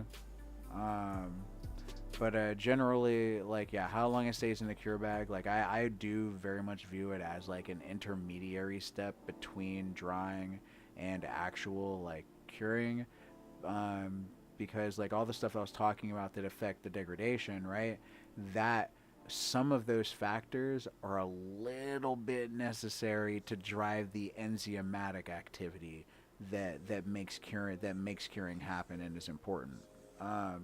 And this is something that I learned by trying to cure straight out the gate with biophotonic glass, which basically acts as creates an environmental stasis field, by filtering out 99.99% of visible light and only allowing in like a little bit, just like UVA or UVB, one of the two, but it's the one that sanitizes.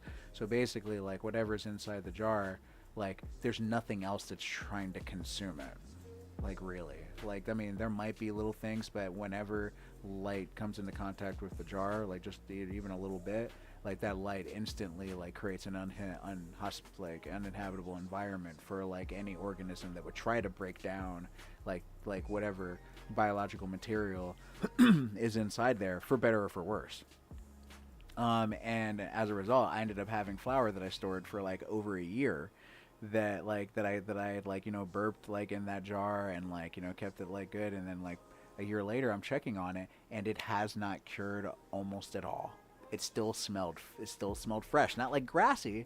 It smelled like it was freshly harvested, and like it smoked like it was like fresh weed. And I had to like basically like move it into another jar to like let it like go through some of that process.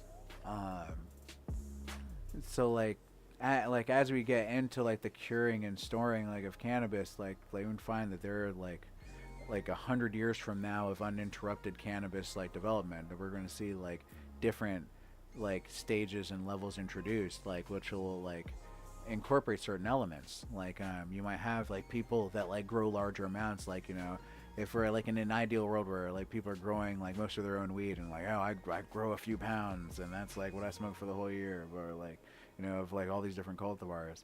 Like you might like have like like an automated burping system set up, like, or you might have like cure bags or whatever for like those first few days.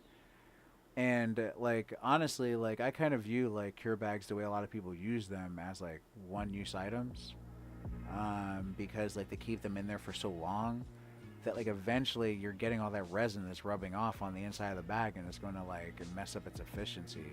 Like, and like basically like when they make those bags, they make them like yeah, sure, they make them like to tolerate having the cannabis in there for a while, but like I don't really think that they're making them with the intention like, or with the expectation that like that they're going like to function the way that they are, like, or that they're going to accomplish that capacity of off gassing after it's had like like 5 different cultivars in it or something like that for like 6 months a piece, or like 3 months a piece, like but if you're using the grove bags for like, let's say, just a few days just for the burping period, and then once they were like sufficiently off gas that they didn't need burping, then they moved into like standard mason jars, like filled 70% full, right? 70% is important to make sure that there isn't too much of an air pocket, because that air, if it could get exchanged, and like, right, that contributes to degradation,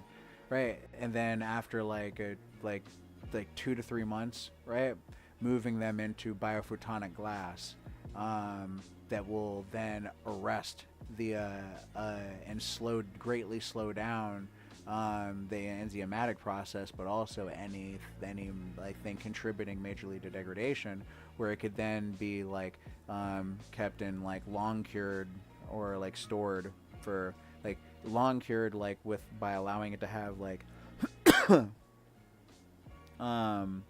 like stored in like I guess like in the dark, or stored by allowing it to have like occasional like light interaction that would stimulate the UV sanitation like effect, and like keep like like cannabis like in like a stasis, like a pseudo stasis, like for so far what I've observed up to a couple of years,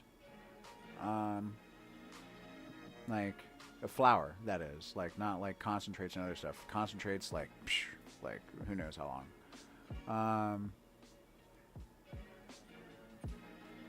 You said I just went off for a while, and I totally missed it too. You said they were dried inside with central AC, a good snap and not too damp, going into the bags. I was thinking like a month, but I'll do a small test per device.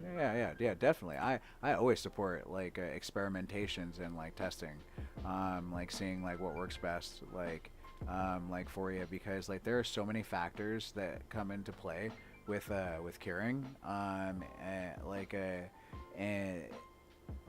and environment is a huge one. Like, it's a huge one. It's but yeah, yes. So right, where were we?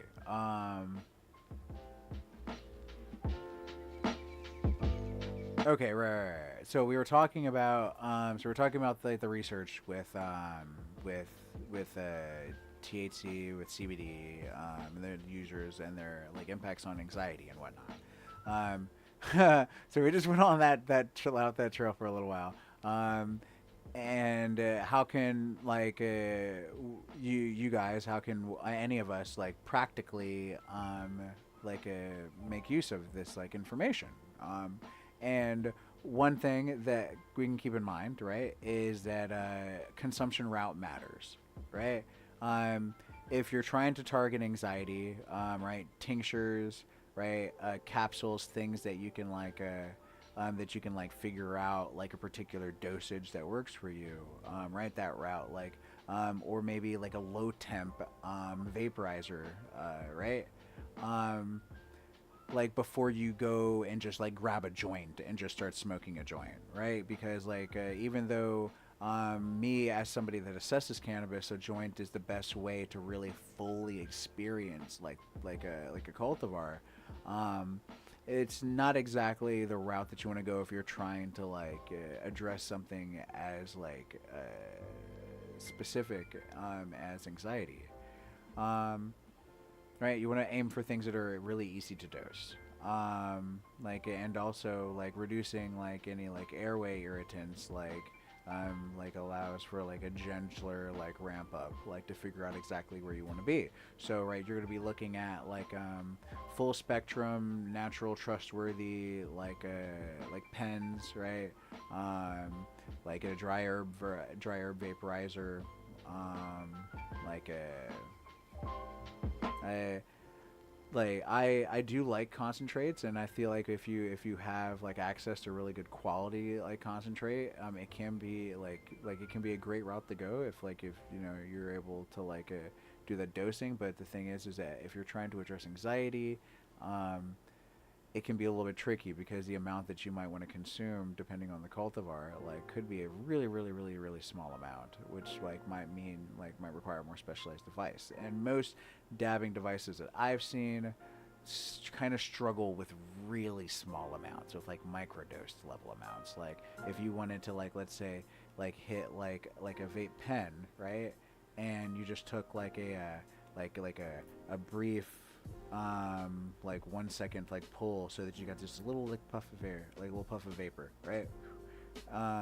Like a okay, for example, like this, right? If you just wanted, right? You might not have seen it, but I saw it. A little bit came out, right? A very little bit came out. It is hard to get that amount, like in any type of like a lot of dabbing devices, right? That are like they're convenient to use. You know, so like pens, like if you want to use like concentrate, can be that route, but just want to be really mindful that you don't like avoid like distillate like base pens and stuff like that. Um, Okay. Also, right, we talk about route. With all this talk about like like concentrate or if with like dry herb vapes, like profile like matters. Um, for many anxiety-prone folks, CBD dominant cultivars are where they're going to really want to start out. Like or balanced one-to-one cultivars. Like see where that goes. Like and if that helps you, then that's really great. Like if not, then we can start moving over like to see like more like THC like cultivars like that might like jump around that range, right? Use like low THC for that nice little mood like nudge, like smaller amounts. So we're going to be looking at cultivars if we are on the THC side, right? Um, like like sour diesel, you know. I talked about this one earlier. This one like might be a little bit more difficult for some folks to find, right? But we got like cultivars like mimosa, like cultivars that have nice like earthy tones to them, um, like at their like as like one of their like primary traits, right? Um, Now, if you're wanting something that's like a little more on like the daytime spectrum, maybe you're like, okay, like I want to be able to get stuff done too. Then you're going to be also looking for something, right, that's like at that earthy main base to it, but that is also maybe a little bit like gassy, a little bit piney, right? If you're trying to get stuff done, not too much though. And if it is a little bit piney, a little bit gassy, along with that strong earth base, you definitely want to start off like on the lower side, right? Now, let's say like you're looking for something that is relaxing, but also like, you know, like it kind of giggly, right? Like you kind of want to feel silly. You want to have a good time, right? Like maybe you're having a little game night over. You're chilling with Bay, like, and you also want to relax because your body hurts, right? Like then you might want something along with that all strong earth base, like something that's kind of fruity, right? Um, like those like darker berries, right? Like those those like kind of like earthy fruits. Like when you get like those kind of combos, like or something that even is kind of like leathery, you know, like those types of like aromas like can be very prone to lots of vehicles, and that can even come with certain levels of like citrus, like the cultivar key lime pie, right? That does has a kind of like a chocolatey, but also kind of like a citrusy kind of roll to it. It sounds weird, but like the effects are great. Um, and of course, if you're like, you're just trying to sleep, and your anxiety's getting to you, then like something that is really just earth, right? Like something that's got that just like strong like leather, that clove, that black pepper, that soil, that vegetal, you know. Um, like even mint like can carry a lot of that as long as it's like not too expansive. Um, like earth is your best friend when you have anxiety. It's very grounding, right? And that's going to be the path where we see the greatest effect with with THC dominant cultivars. Um, but aside from profile, right? Because right, we talked about like certain tasks, certain things you're trying to do. Context plays a really really big role with this, right? You're not gonna like want to test out a new edible right before a big meeting, or like, or like when you're like you um, or like when you haven't like told like certain people that like are going to be around. Like if you've got kids, like you got a spouse, right? Don't wait while like your kids are like watching TV and they're asleep to do that, and then like not tell anybody. I've seen that happen like to people, like where it's just like context is so important, like so important. Um, like also when you pair your experience with maybe like with some breath work, right? Some box breathing, right? That 4-4-4, that 4-6-4, and like a low light kind of like a low stimulation like type situation after sundown. Like there are other things that you can do like to like control your environment, because cannabis has a profound like interaction. There's like a triangle of effect when we consume cannabis, right? And there is like the cultivar, right, and like the aroma profile that we talked about that like comes along with that, like, and how that can affect, right? There's also, right, like our physical like context, right? Like where we are, what's going on. But then there's also like our mental state, right? You know, like how, like what we're thinking about, what's going on with that. And when it comes to like our mental state and like how we're thinking about things and how we're feeling about things, like feelings are more than just like what we think are going on in our head, because everything's going on in our head, right? Feelings are also about what do we feel in our body, right? So like track, like if your heart rate like spikes, like, or your thoughts start to race, right? Like that's something that like you track and pay attention to, right? The more aware you are of it, the more in control you will feel, because oftentimes when we're like dealing with something psychoactive, it can kind of freak us out when we start feeling stuff and we don't really like understand what's going on.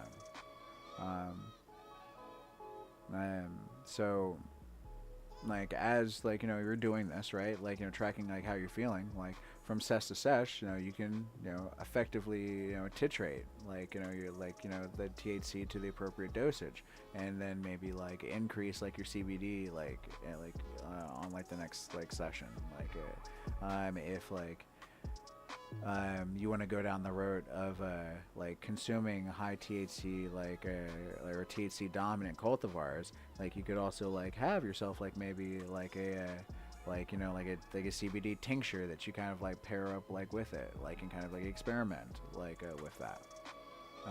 Is like the way CBD works is like CBD doesn't bind to our CB receptors, like even though like they share like most of the same letters.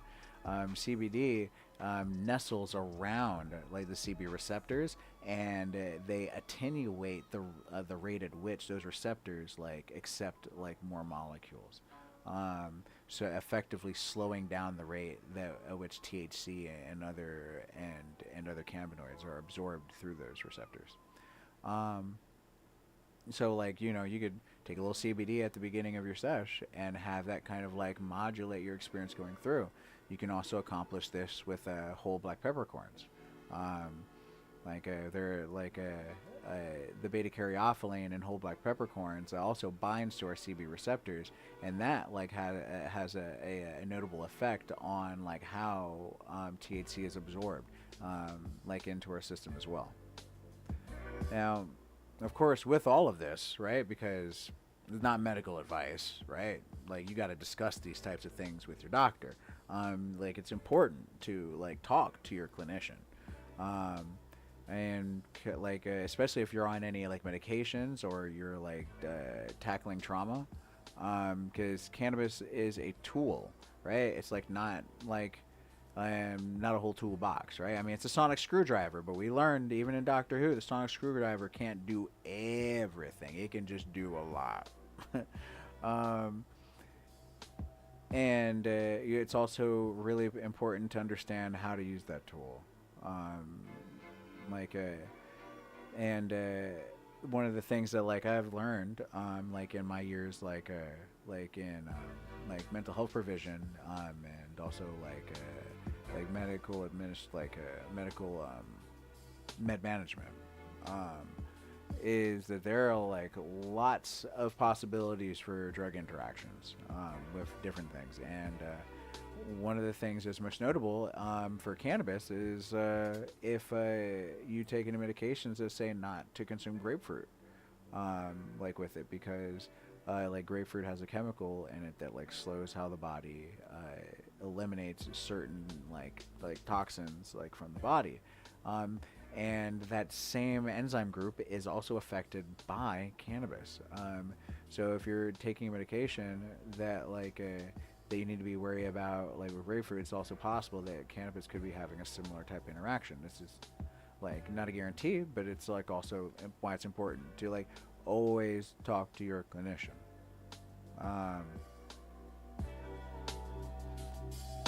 Now,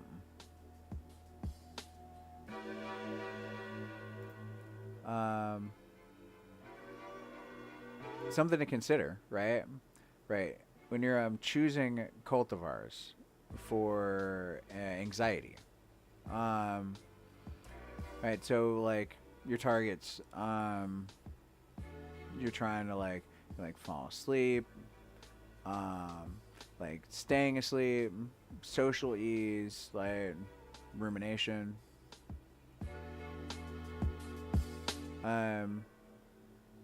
First, you can choose a lane, okay?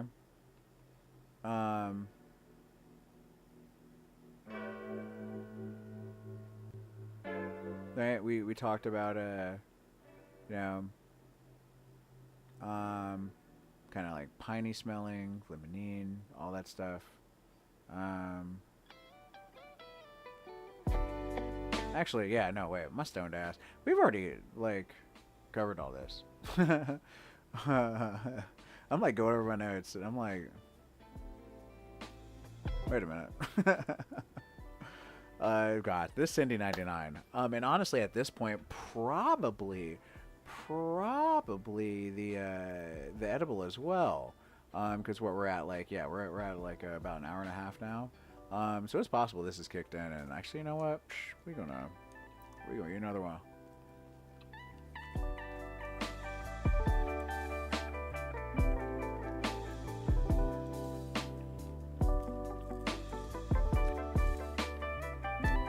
These are okay.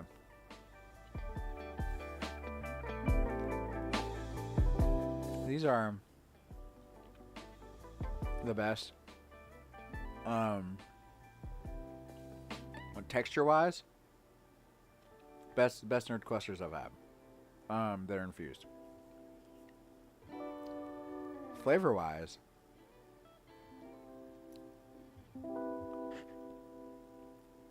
They're the best whole full spectrum infused nerd clusters that I've had. That's important. This is to clarify because I've had better tasting nerd clusters that were infused, but they weren't full spectrum. They were distillate, or even rather, they were isolate infused, which means they were flavorless. I think that's not really fair to compare the two because one doesn't have a flavor to it, so all you got to taste was like the actual candy. I also feel like that's a little irresponsible and dangerous for like the possibility of the wrong person consuming it and not realizing it. You are not going to eat one of these and not know that it's not infused. Now, that's not me saying that it tastes bad. There's just a spice to it that lets you know, and you notice it as soon as you start chewing it. It's not very strong, but you know that it's there. I feel like it's honestly it's the perfect balance. It's like yeah. Like, so I don't want to make too many comparisons. Every comparison I just thought of isn't a good one. Oh yeah, Mark. Yeah, hey, yeah, it was good having you on, bud. Yeah, it was great having your comment. Like, you had some really awesome questions. And I will post more about the Delta 8 and Delta 10 after I've not high. And also like some more research on that, because honestly, while it's not something that I'm like super versed on, part of my knowledge base is I'm a ganjier. It's not so much that I'm a master of all. I know a lot, but I'm also it is a commitment to being a student of cannabis. And I have a community to serve. So if there's stuff that you want to know more about, but are struggling to find the right knowledge, I have an extensive network of scholars who know a lot about this stuff, and I can access the correct information. So this is in a lot of ways a journey that we're all going on. So yes, I will post more about that later in the week. But yeah, yes, I hope we'll one day and shake paws over a Dewey too. Yes, that would be awesome, Mark. No, peace, bud. But yes, back to, oh right, so yes, these nerd clusters. So yeah, it's I feel like that these nerd clusters are in the way almost like that perfect balance. I mean, they're really, really good. Yeah, they're really, really good. And they're infused. And this Cindy 99 here, I'm packing another bowl. This has this really nice nice brevity to it. It's not too strong. It's it really is just strong enough. I mean, either that or just been doing a lot of dabs. Oh yeah, okay. So now this will be the biggest bowl that I've done of this so far. So we'll save that for.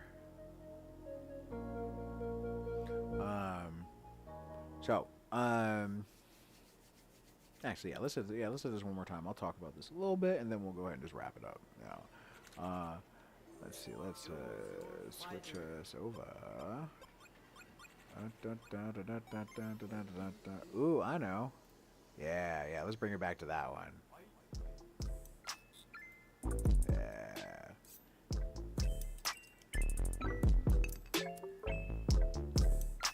Ooh, actually, here, no, we're gonna just turn the camera. There we go. All right. Yeah, so hitting on this Cindy 99, y'all. Cheers.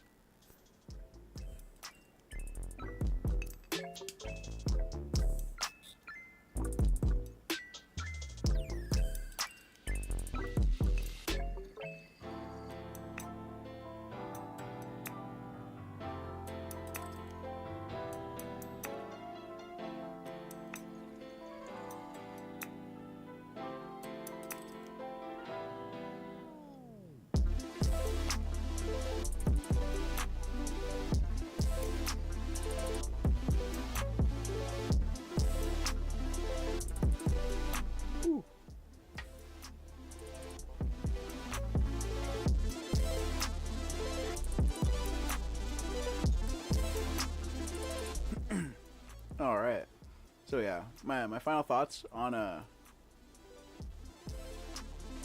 haha, yeah, dude. Yeah, dude, Rob. Man. Whoo, boy. Say it with your chest. Oh, oh boy, that's beautiful. All right, so yes. Final thoughts on yeah, the Cindy. I think it's beautiful. I think grown very well. It does look like it was harvested at a good time. Yeah, and its effect profile. Yeah, I would agree that it was harvested at a good time. Like pistols can be deceiving sometimes too. Just like I say, ambering can be deceiving.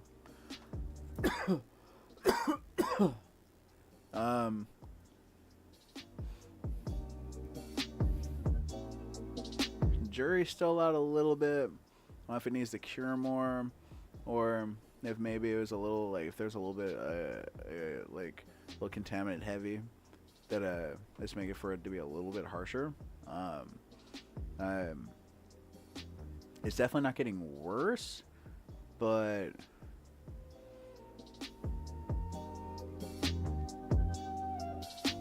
it also could be really resinous too. Cause like I feel in my chest like, whoa, that was definitely the biggest bowl that we've done. But I will say that shoot, actually, I'm not even gonna try and. Okay, so the last time I had Cindy 99, it wasn't a good expression, and it was very unfortunate. And the time before that, it was molded.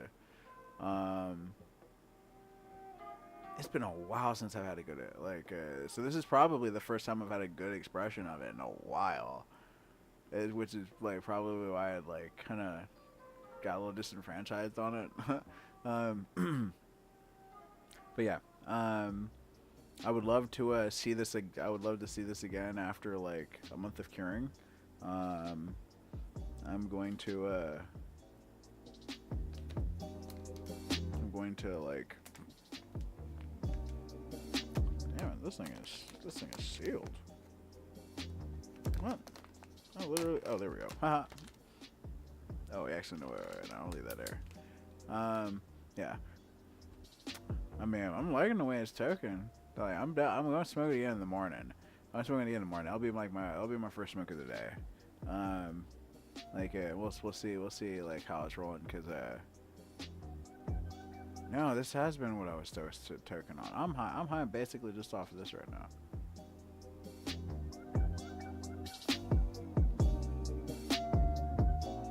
Oh yeah. Okay. Man, this has definitely got me feeling like that. Like the elevation on this one was pretty like rapid. It put me into an instant haze. Like I am like, haha, yo. Yeah. I mean, like we saw how much resin was in there. The trichome, the trichome content was like very high. The density was very high. So of course this thing has got some slap to it. But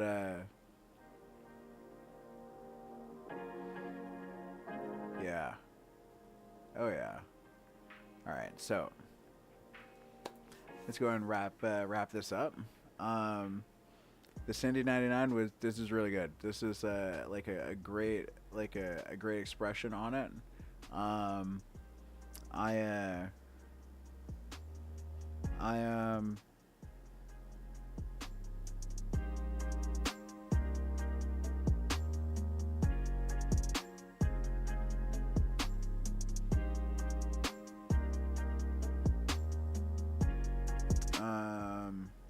I am like, man, this thing got me cooked. Yo. Yeah. Yeah. This is pretty good. This is pretty good. The only thing I would say that like could do some like improving with this, um, like would just like come down to like a uh like just yeah just like really minor stuff like um I think that you could probably have more of a nose with it, because it bloomed more in the grind. Um, so yeah, actually, I'd be curious of like to learn more about like the curing process. Actually, no way, I know that it was in jars, or maybe it was the dry. Yeah. Man, all I know is that this thing is it just slapped me with like a cement hand, and like I'm like, um, yeah. So yeah, very very very heavy effect, very very heavy effect. Like it's got like a pretty notable headstone right now. Which like I can't even remember if that's an effect I'm familiar with, like with Cindy 99. But yeah, pretty nice. Um, I would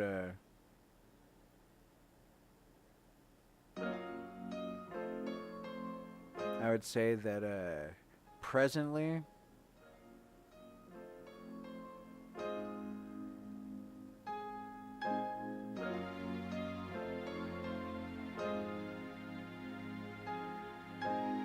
like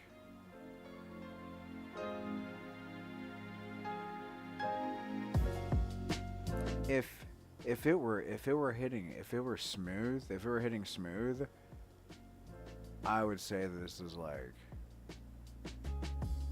some like 8.4, 8.5. And a little bit of like a harsh that's on him. That hurts a little bit because like that's like like when looking criteria, like flavor play a big role, right? But the first thing for the experience once it's being consumed that matters is like how smooth is it? Like, can I just keep smoking this, or is there a point where I'm gonna want to stop because like right, it's a little harsh. And like I like the way this is smoking, but right now my throat's a little bit like harsh like from it. I would smoke a bowl of this. I want to smoke it again because like the high is really killer. Like on the low end and on the high end. Like this I mean this cultivar rocks. Like I would smoke a bowl of it, but like I would like hesitate about when I smoked it again. Like until the harsh went away on it. Like so like that's why I'm excited about it. Like after it's had a little more cure time to see what it does. Right? Because if that harsh goes away, bro, then that right there, like I said, like, yeah, something like 8.7, like, but yes, I'm still overall, like, amazing work growing, like really good work. The flower is beautiful. I mean the flower is absolutely like a beautiful expression of the plant, and like the high is killer. Now this also gonna be one of those situations where if you decide you want to grow Sydney 99 again, which like I feel like you might want to grow it, like I don't know, like that like no, you could like attack it both ways. Oh, actually, well, I mean, like if there's a little bit of a it could be something that needs to cure out, but also it could be a matter of question of like when it like ended its feeding cycle, like when you last fed it. Right.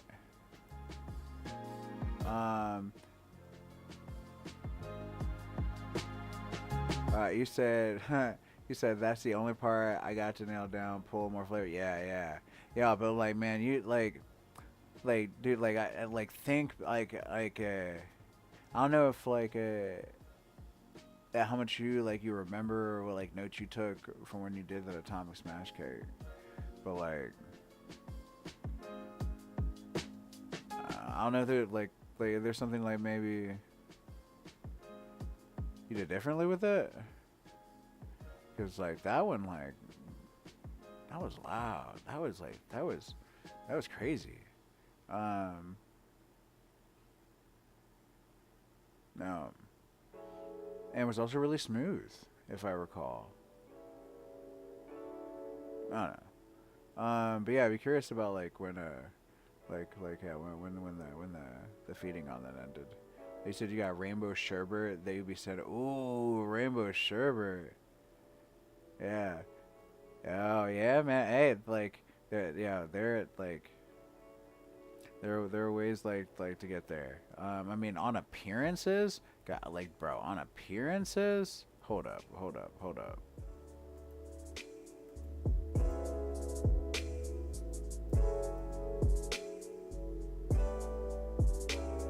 Like, appearances is that like that's pretty close. That's pretty close to a 9. Like that right there. That's like, yeah. That's 9.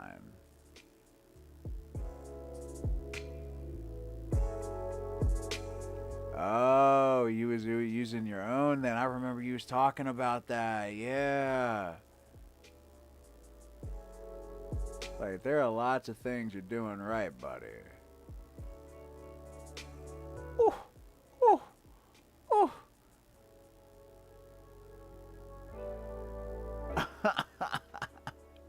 Yeah, there's a lot going on there. Like that's the thing of beauty. That's the thing of beauty. Yeah, that's how'd you get so high? That's how I got that high. That's how I got that high. What you mean? Like, oh. um, seriously though,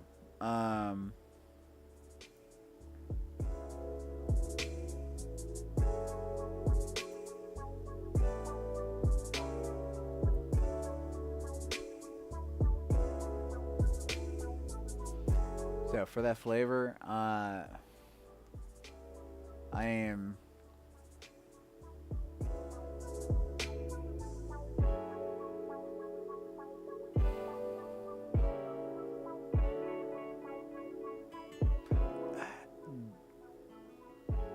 I mean, we could talk about it more. There are so many little things that you can like tweak that you could potentially like tweak. There's so many little things. That I mean, not even saying that I'm aware of, but just that like a person could.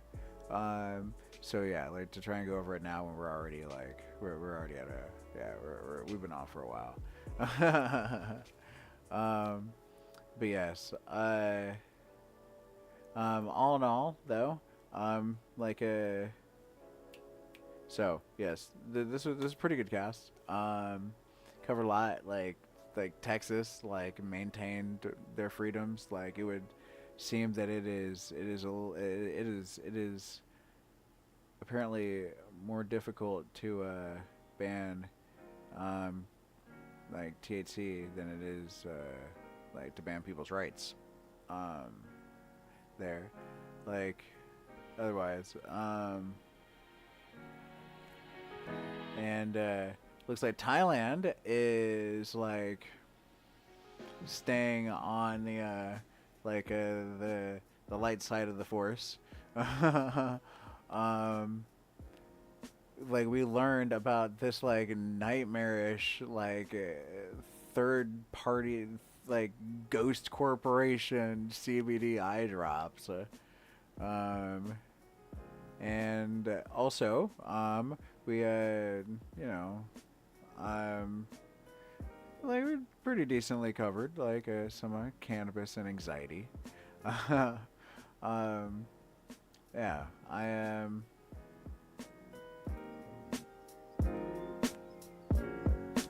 Yeah, I I really enjoyed the conversation tonight. Said some really good comments. Yeah, and I appreciate like the passion and commitment you have, Rob, to like to growing and to like pursuing like a finer craft. Like I am. Um,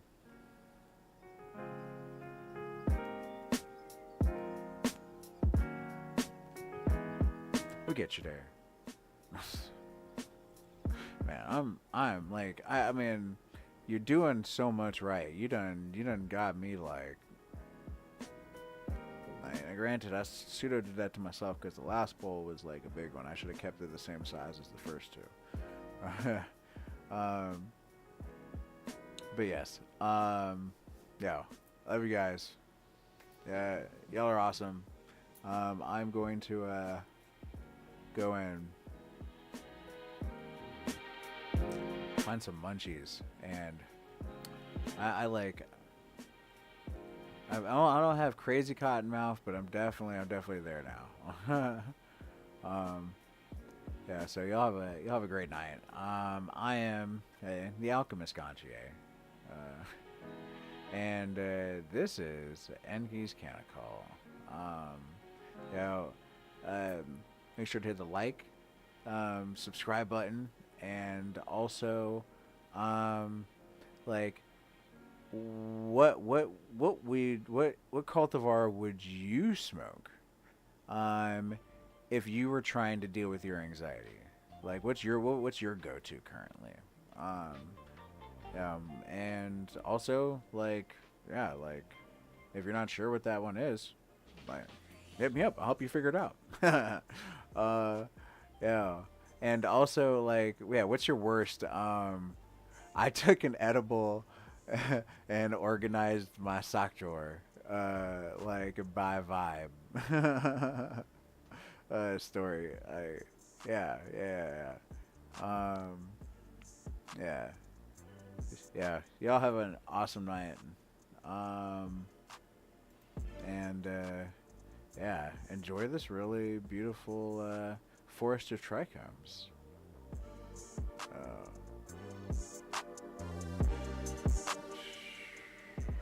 Yeah.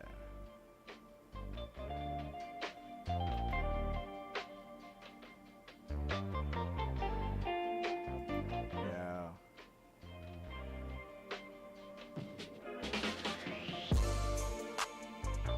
Ooh la la.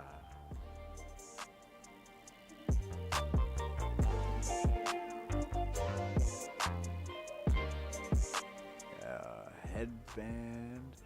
Not headband, sorry. Cindy 99.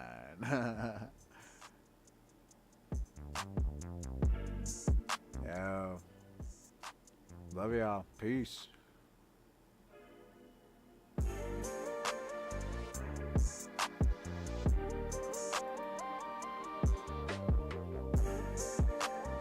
Oh, actually, wait a minute. I can just do that.